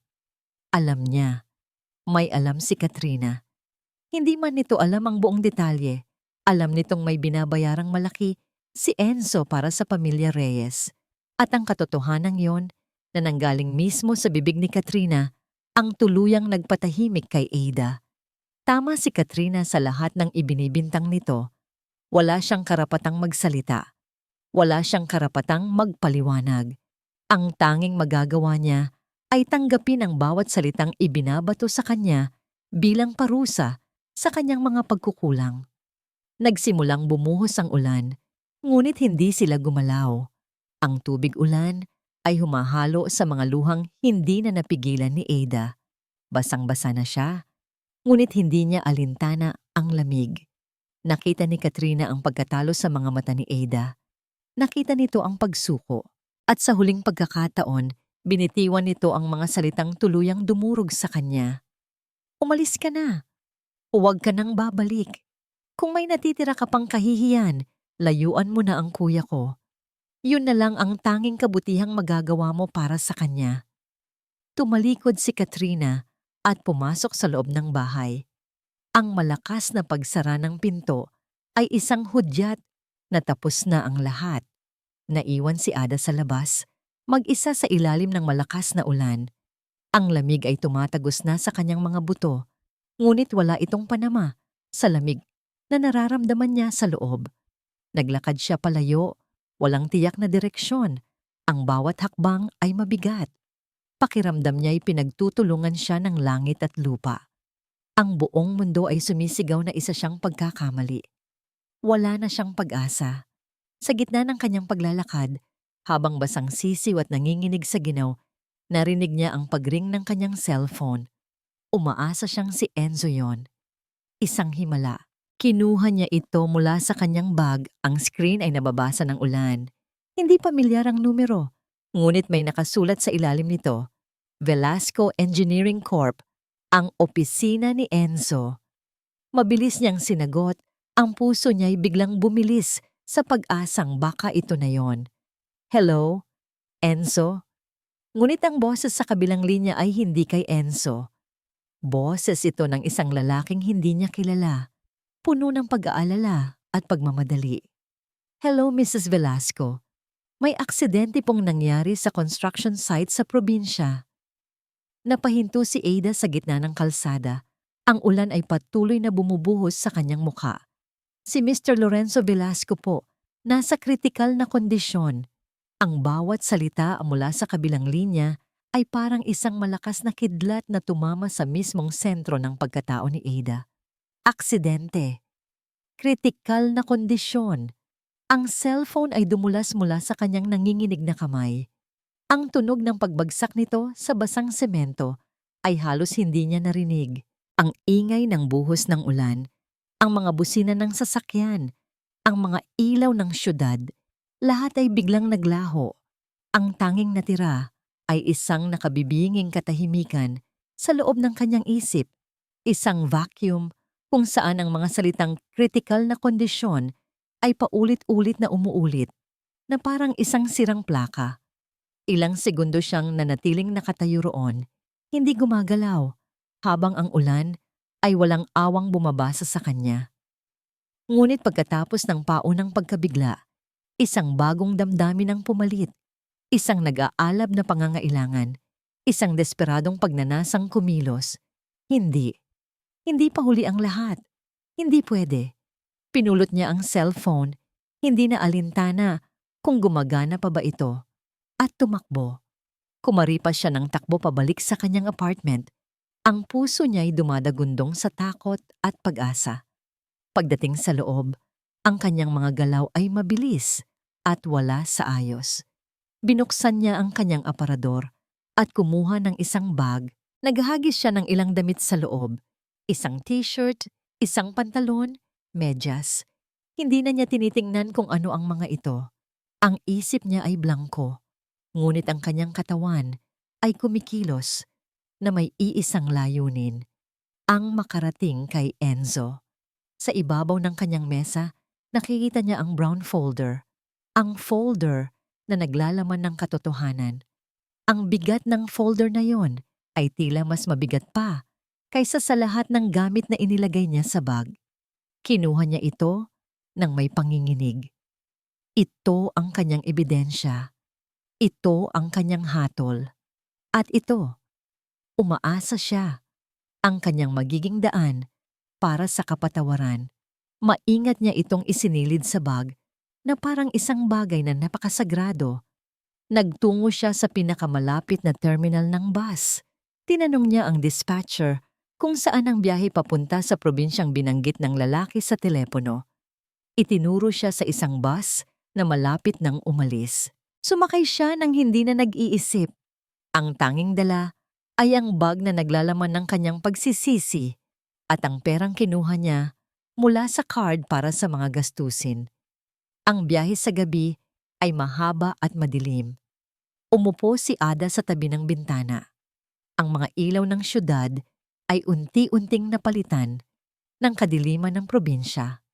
Ang bawat pag-ikot ng gulong ng bus sa basang kalsada ay isang paalala sa kanya na papalayo siya sa kanyang dating buhay at papalapit sa isang katotohanang hindi niya alam kung kaya niyang harapin. Habang nakatingin sa labas, hindi ang mga puno o mga bahay ang nakikita niya. Ang nakikita niya ay ang mukha ni Enzo. Ang mukha nitong pagod. Ang mga mata nitong laging malayo ang tingin. Ang mga ngiti nitong unti-unting nawala sa paglipas ng mga taon. Niyakap niya ang kanyang bag. Ang folder sa loob ay tila nag-iinit. Dito nagsimula ang kanyang panunumbat sa sarili. Isang tormento ng mga sana at bakit. Ang tanga ko, sabi niya sa sarili. Ang mga luha ay tahimik na dumadaloy sa kanyang pisngi. Napakamanhid ko. Naalala niya ang bawat reklamo niya tungkol sa pera, ang bawat pagtatampo niya dahil wala itong oras. Bawat isa sa mga alaalang yon ay bumabalik ngayon na parang mga sundang na tumatarak sa kanyang puso. Siya'y nagrereklamo sa kakulangan habang si Enzo ay tahimik na nagbabayad ng utang na hindi kanya. Siya'y naghahanap ng atensyon habang si Enzo ay dinudurog ang sarili sa trabaho para protektahan siya. Ang pride niya. Ang walang kwentang pride na yon. Ipinagpalit niya ang pagkakataong damayan ng kanyang asawa para sa kanyang nasaktang ego. Pinili niyang maging biktima sa isang kwentong hindi niya alam ang kabuuan.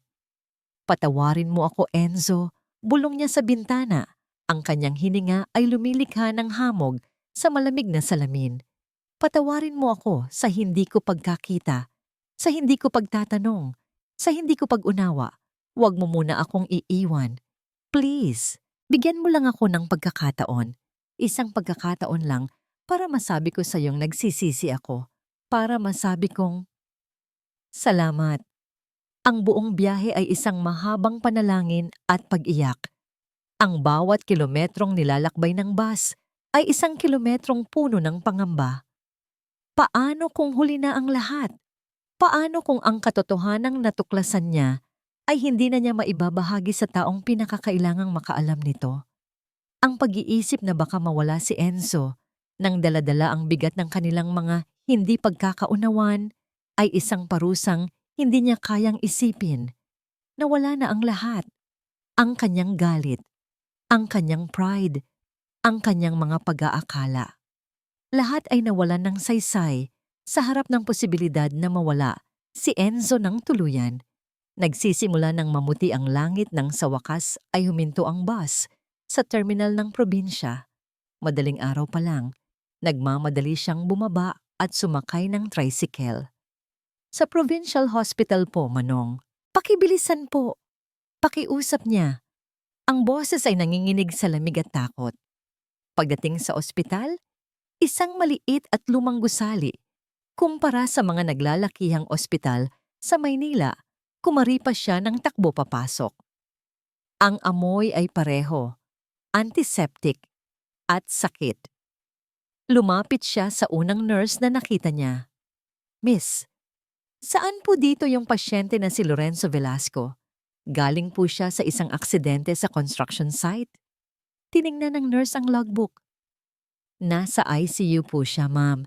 Critical pa rin po ang lagay. Doon po sa dulo ng pasilyo, sa ikalawang palapag. Salamat! Nagpasalamat si Ada at halos takbuhin ang hagdanan. Sa bawat baitang lalong bumibigat ang kanyang paghinga. Pagdating sa ikalawang palapag, nakita niya ang karatula, Intensive Care Unit. At sa labas nito, sa isang hilera ng mga upuang plastik, nakaupo ang isang pamilyar na figura. Nakayuko ito, ang mga balikat ay nanginginig sa pag-iyak. Si Katrina. Dahan-dahan siyang lumapit. Sa paglapit niya, narinig ni Katrina ang kanyang mga yabag. Dahan-dahan itong nag-angat ng ulo. Ang mukha nito ay basang-basa sa luha, ang mga matay namumugto at puno ng sakit. Nang makita nito si Ada, ang sakit sa mga mata nito ay biglang nahaluan ng ibang emosyon. Isang emosyong malamig at matalim. Ang kanyang tingin ay puno ng lubos na desperasyon at ng matinding galit. Ang hangin sa pagitan ni Adelaida at Katrina ay mabigat at puno ng tensyon. Ang tanging maririnig sa pasilyo ng ospital ay ang mahinang ugong ng ilaw at ang pigil na paghikbi ni Katrina.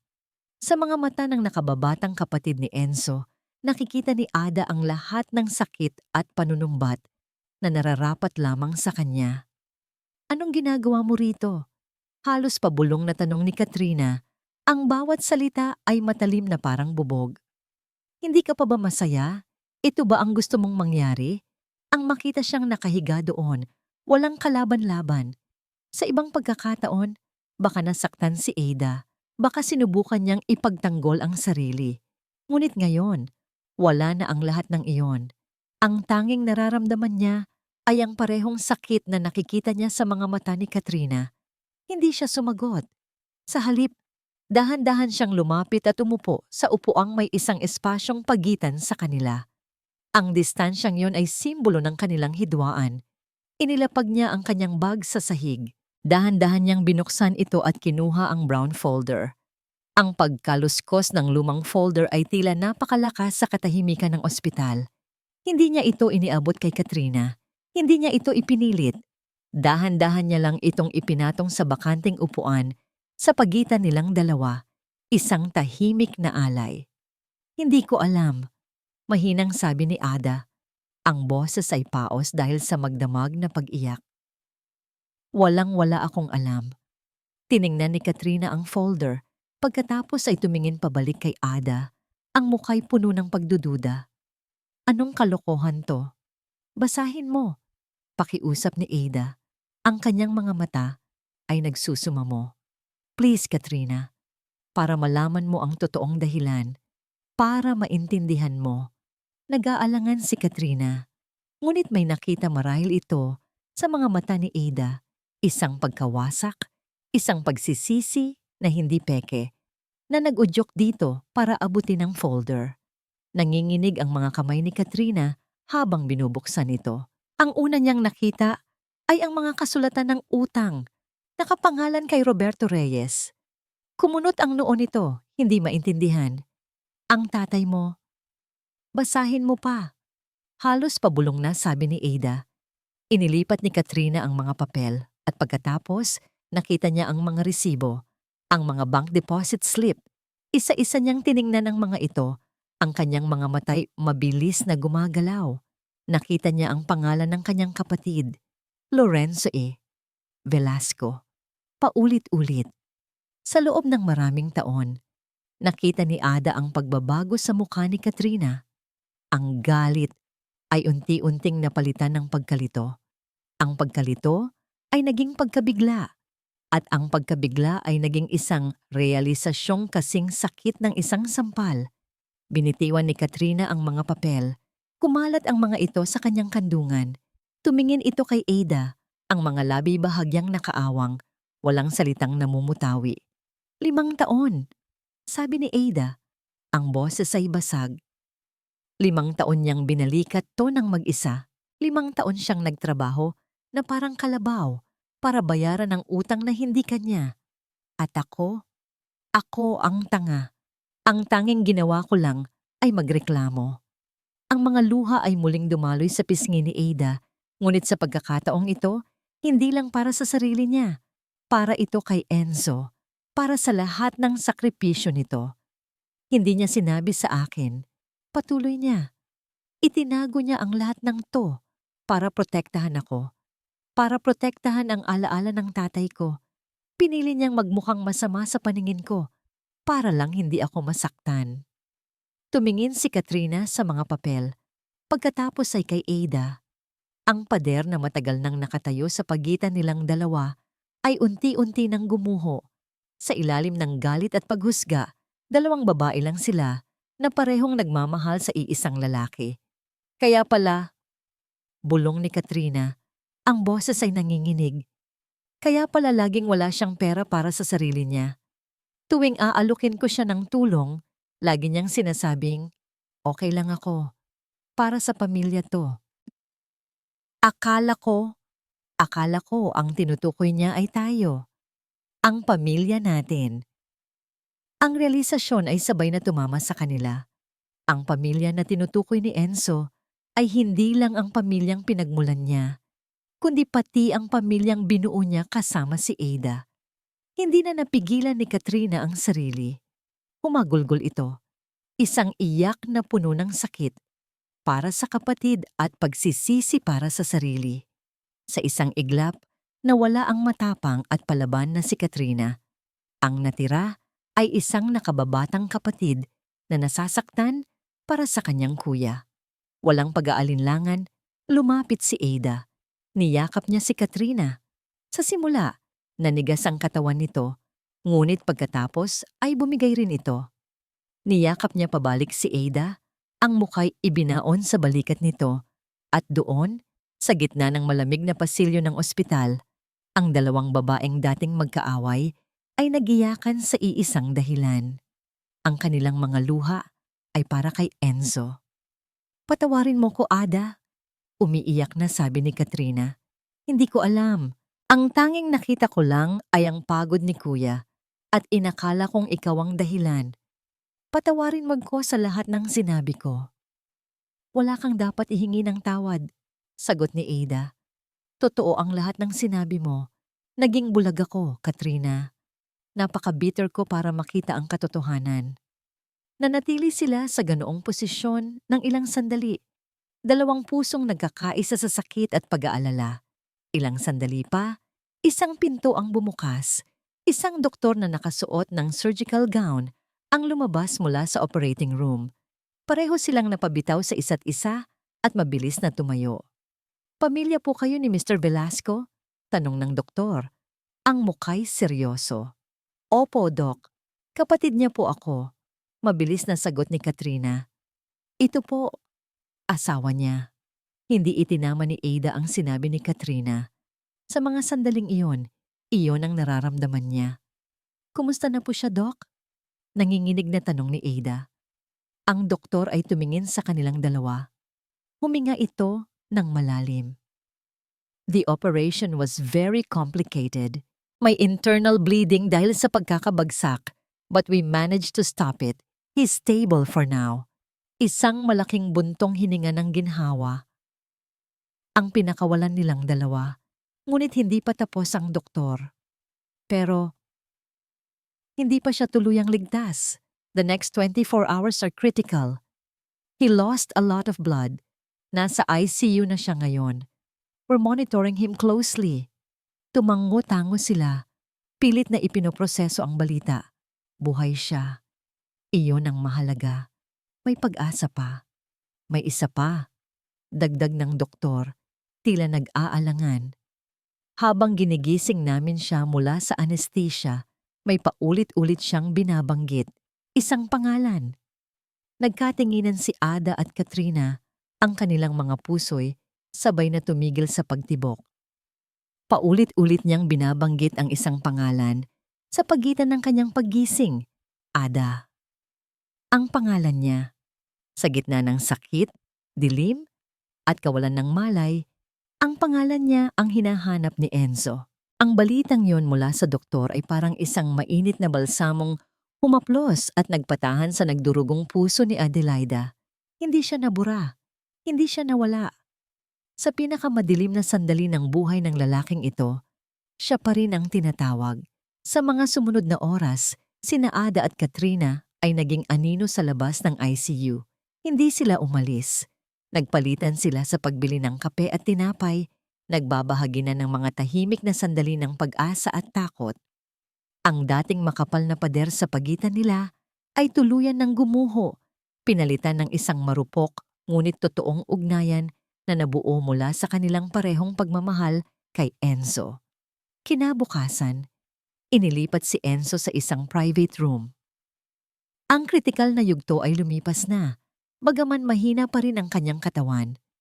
Pinayagan ng doktor na isang tao lang muna ang pumasok para hindi maistorbo ang pasyente.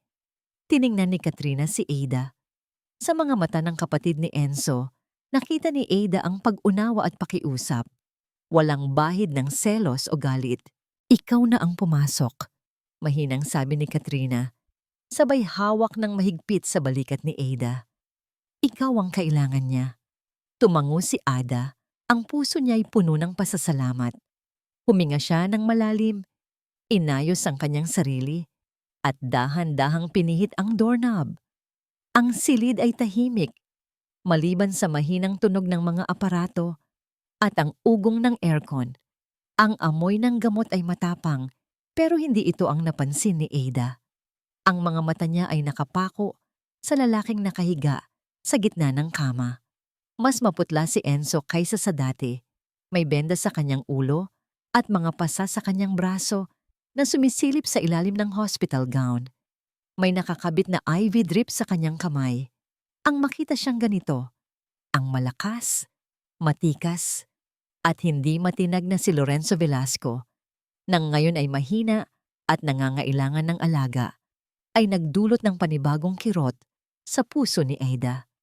Dahan-dahan siyang lumapit sa gilid ng kama. Kumuha siya ng isang upuan at naupo ng maingat, na parang takot na makabasag ng kahit anong bagay sa loob ng silid na yon. Ang kanyang mga mata ay hindi inaalis sa natutulog na mukha ni Enzo. Pinagmasdan niya ang bawat detalye, ang mahahabang pilik mata nito, ang bahagyang pagkunot ng noo kahit sa pagtulog, ang mga labi nitong medyo natutuyo. Sa isang iglap ng tapang, marahan niyang inabot ang kamay nito na walang IV drip. Mainit ito. Buhay. Sa sandaling dumampi ang palad niya sa balat nito, bumigay ang huling pader na pumipigil sa kanyang emosyon. Yumuko siya at idinikit ang kanyang noo sa likod ng palad ng asawa. Ang balikat niya ay nagsimulang manginig sa pigil na paghikbi. Nandito na ako, Enzo. Bulong niya, ang boses ay garalgal at basag. Patawarin mo ako. Napakatanga ko. Nanatili siya sa ganoong posisyon ng ilang minuto. Ibinubuhos ang lahat ng pagsisisi sa pamamagitan ng tahimik na pag-iyak. Ang bawat patak ng luha ay kabayaran para sa bawat gabing hinayaan niya itong mag-isa, sa bawat maling hinala, at sa bawat sandaling sinayang nila sa galit. Maya-maya, naramdaman niya ang isang bahagyang paggalaw, isang mahinang pitik ng daliri. Napaupo ng tuwid si Ada, ang puso ay biglang kumabog ng mabilis. Mabilis niyang pinunasan ang kanyang mga luha gamit ang likod ng kanyang palad. Enzo? Dahan-dahang gumalaw ang mga talukap ng mata ni Enzo. Mabigat. Hirap. Pero unti-unti, bumukas ang mga ito. Ang mga mata niyang sanay na laging matigas, seryoso, at malayo ang tingin, ay ngayon ay pagod at nanlalabo. Inilibot nito ang tingin sa puting kisame, sa mga aparato, hanggang sa dahan-dahan itong dumako sa mukha ni Ada. Kumurap siya ng ilang beses, tila sinusubukang tiyakin kung panaginip lang ba ang nakikita niya o totoo. Ada. Ang boses niya ay halos hindi marinig, garalgal at tuyot. Parang lupa na matagal nang nauuhaw. Pero para kay Ada, ito ang pinakamagandang musika na narinig niya sa buong buhay niya. Shh! Nandito ako. Mabilis na sagot ni Ada. Hinahaplos ang buhok nito ng may matinding pagmamahal. Huwag ka munang magsalita. Magpahinga ka lang. Pero umiling si Enzo ng bahagya. Kahit na hirap, pilit niyang ginalaw ang kanyang mga daliri para hawakan pabalik ang kamay ni Ada.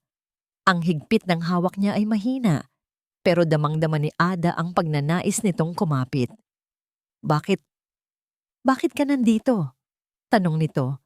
Ang boses ay puno ng pagtataka. Akala ko, umalis ka na.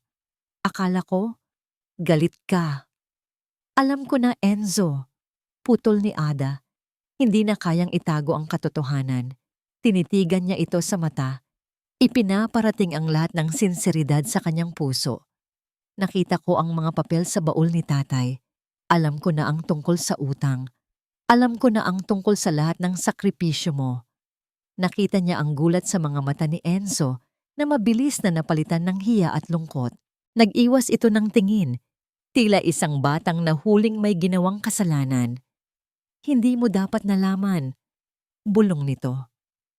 Ayokong masira ang tingin mo sa kanya. Mahal mo ang tatay mo. Ayokong madungisan ang alaala niya sa'yo. Enzo, tumingin ka sa akin. Hinawakan ni Eda ang pisngi nito at pilit na ibinalik ang tingin sa kanya. Ang mga luha ay muling namuo sa kanyang mga mata. Pero sa pagkakataong ito, luha na ito ng paghilom. Bakit mo inako ang lahat? Bakit hindi mo sinabi sa akin? Asawa mo ako. Dapat tayo ang magkasama sa hirap at ginhawa. Pero tinaboy kita dahil sa pride ko. Hinayaan kitang magdala ng krus na hindi naman sayo.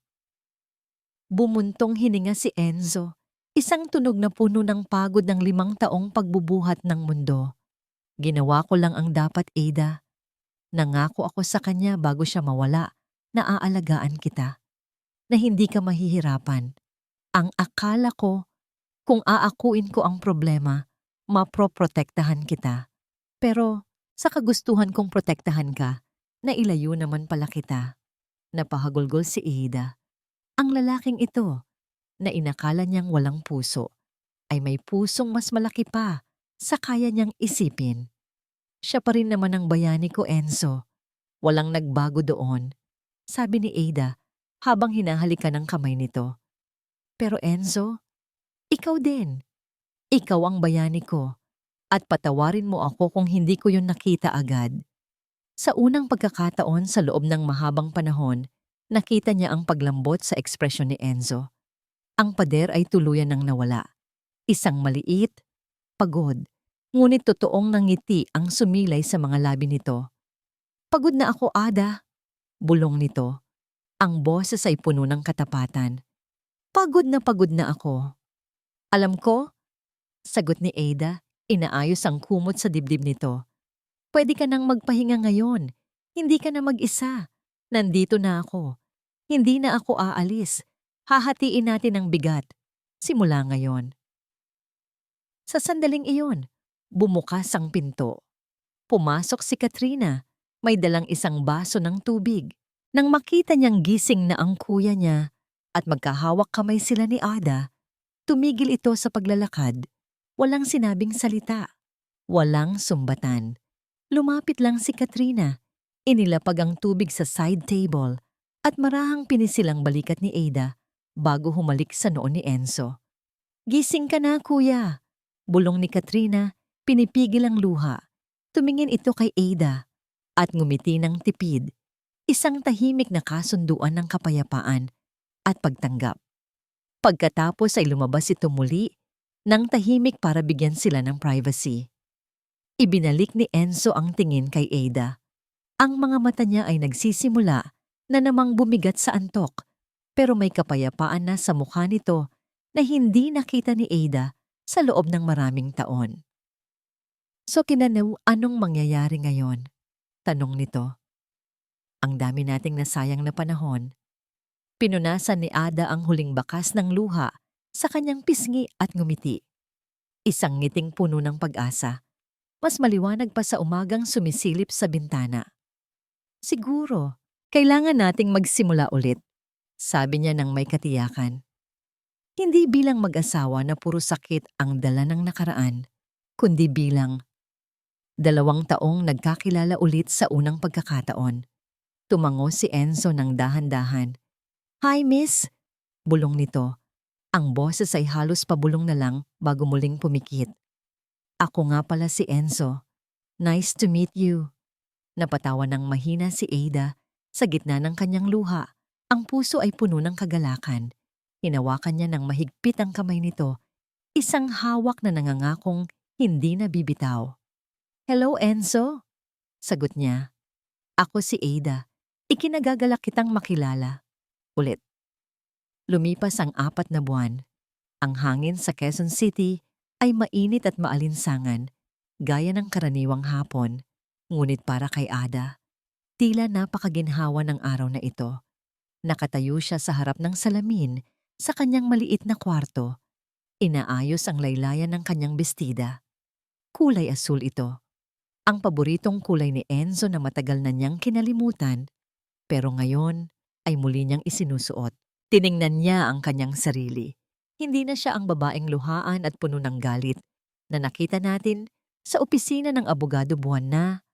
Ang nakakaraan, may mga guhit pa rin ng pagod sa kanyang mukha, mga peklat ng nakaraan, pero ang kanyang mga mata ay nagniningning na, para siyang isang dalagita na maghahanda para sa kanyang unang dati. At sa totoo lang, ganoon nga ang pakiramdam. Isang busina ng sasakyan ang narinig sa labas. Mabilis na kumabog ang kanyang dibdib. Kinuha niya ang kanyang bag, huminga ng malalim at lumabas ng kwarto. Sa sala, naabutan niya ang kanyang ina, si Aling Teresita, nakausap si Katrina. Oo, si Katrina. Ang dating kontrabida sa kanyang buhay ay ngayoy madalas nang bumisita, may dalang mga prutas o minsan ay simpleng nakikipagkwentuhan lang. "Nandyan na ang sundo mo, Ada?" Nakangiting sabi ni Katrina, sabay kindat. "Huwag mong masyadong pahirapan si kuya ha, kakagaling lang yan." Tumawa si Aling Teresita. "Hayaan mo sila, kailangan nila yan." Lumabas si Ada ng gate. Nakasandal si Enzo sa kanyang sasakyan. Hindi ito nakasuot ng formal na coat at tie na madalas niyang makita noon. Nakasuot lang ito ng simpleng polo shirt at maong. Mukha itong mas bata, mas presko. Ang mga pasa sa kanyang braso ay naghilom na. Bagaman may maliit na peklat na naiwan sa kanyang noo. Isang paalala ng kanyang ikalawang buhay. Nang makita siya ni Enzo, tumuwid ito ng tayo. Isang ngiti ang dahan-dahang sumilay sa mga labi nito. Isang ngiting umaabot hanggang sa kanyang mga mata. "Hi!" Bati nito. Medyo nahihiya pa. "Hi!" Sagot ni Ada. Ramdam ang pamumula ng kanyang pisngi. "Kanina ka pa?" "Hindi naman. Sakto lang." Sagot ni Enzo sabay bukas ng pinto ng kotse para sa kanya. "Bagay sa'yo ang asul." "Salamat." Bulong ni Ada habang sumasakay. Wala silang tiyak na destinasyon. Hindi ito isang marangyang date sa mamahaling restaurant. Nagmaneho lang si Enzo papunta sa Quezon Memorial Circle. Gusto nila ng lugar na maaliwalas, lugar kung saan makakahinga sila ng maluwag. Naglakad-lakad sila sa parke habang papalubog ang araw. Maraming pamilya ang naroon, mga batang nagtatakbuhan, mga nagpipiknik. Dati, kapag nakikita ito ni Ada, nakakaramdam siya ng inggit at lungkot. Ngayon, pakiramdam niya ay bahagi na siya ng ganitong kapayapaan. Umupo sila sa isang bakanteng bench. Sa pagitan nila ay may kaunting distansya, hindi dahil sa ilangan, kundi dahil sa respeto. Nirerespeto nila ang proseso ng pagkilala muli sa isa't isa. "Kumusta ang trabaho?" Tanong ni Ada, binabasag ang katahimikan. "Maayos naman," sagot ni Enzo. Tumingin ito sa malayo. "Hindi na ako tumatanggap ng masyadong maraming proyekto ngayon. Sinunod ko ang payo mo. Umuuwi na ako ng maaga." "Mabuti naman kung ganoon. Hindi na uubos ang pera, Enzo. Pero ang oras, hindi na natin maibabalik yon." Tumango si Enzo. "Tama ka. Natututunan ko yan sa mahirap na paraan. Alam mo, nung nasa ospital ako, noong akala ko, katapusan ko na. Hindi naman yung mga hindi ko nabiling gamit ang iniisip ko. Ang iniisip ko, yung mga hapunan na pinalampas ko kasama ka. Yung mga kwento mo na hindi ko napakinggan. Tumingin ito kay Ada at sa mga mata nito ay naroon ang sinseridad na matagal nang hinahanap ni Aida. Kaya ngayon, patuloy ni Enzo, gusto kong bumawi. Hindi sa pamamagitan ng pera o regalo amo, gusto kong bumawi sa pakikinig.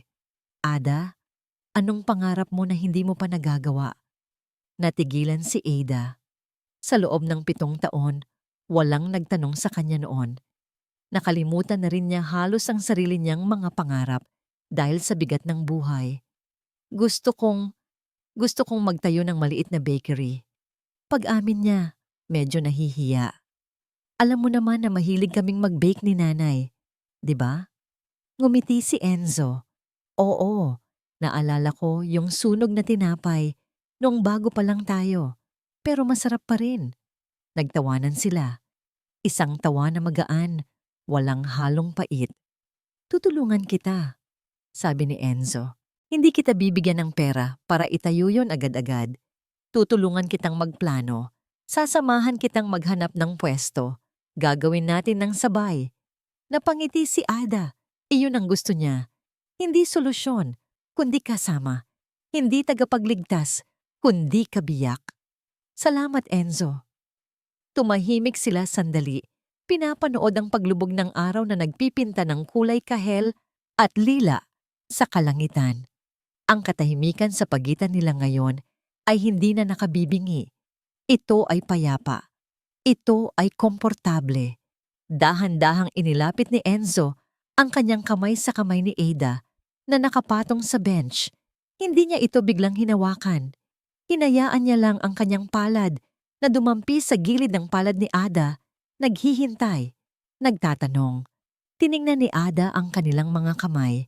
Ang mga kamay na ito ay minsan nang bumitaw. Ang mga kamay na ito ay minsan nang nanakit at nasaktan. Pero ang mga kamay ding ito ang nagpagaling sa isa't isa. Dahan-dahan, inihilig ni Ada ang kanyang palad at pinagsalikop ang kanilang mga daliri. Mahigpit, mainit.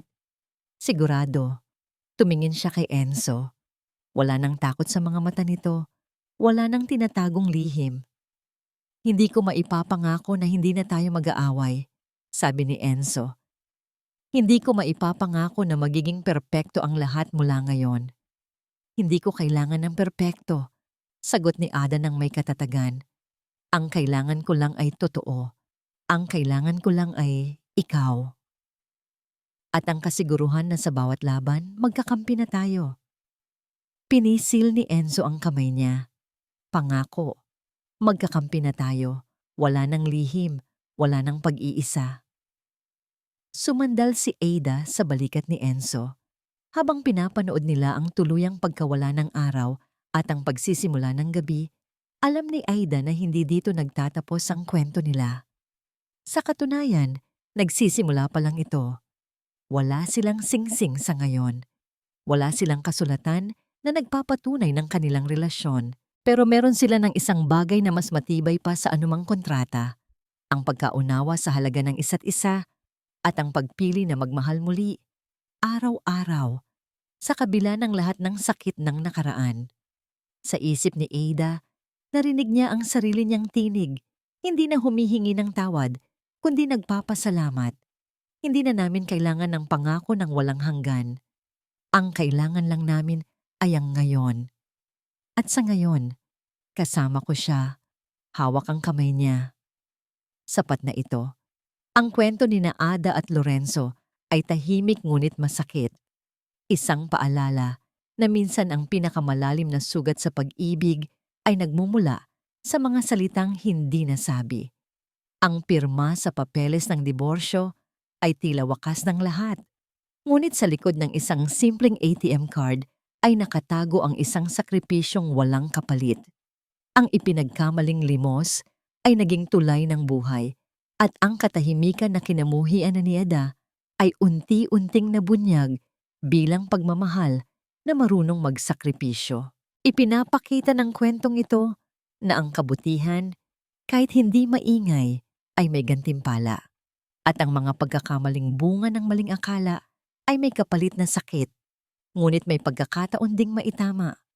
Sa huli, ang tunay na lakas ng pag-ibig ay hindi sa pag-iwas sa problema, kundi sa tapang na umamin, umunawa, at magpatawad. Kung ikaw si Ada, kaya mo bang magpatawad kapag huli mo nang nalaman ang katotohanan? At ikaw naman, natuto ka na bang magsabi ng nararamdaman bago pa mahuli ang lahat? Kumusta ka ngayon? Sana'y may taong handang makinig sa'yo. Salamat sa pananatili hanggang dulo. Ibahagi ang iyong saloobin sa comments. Mahalaga ka rito.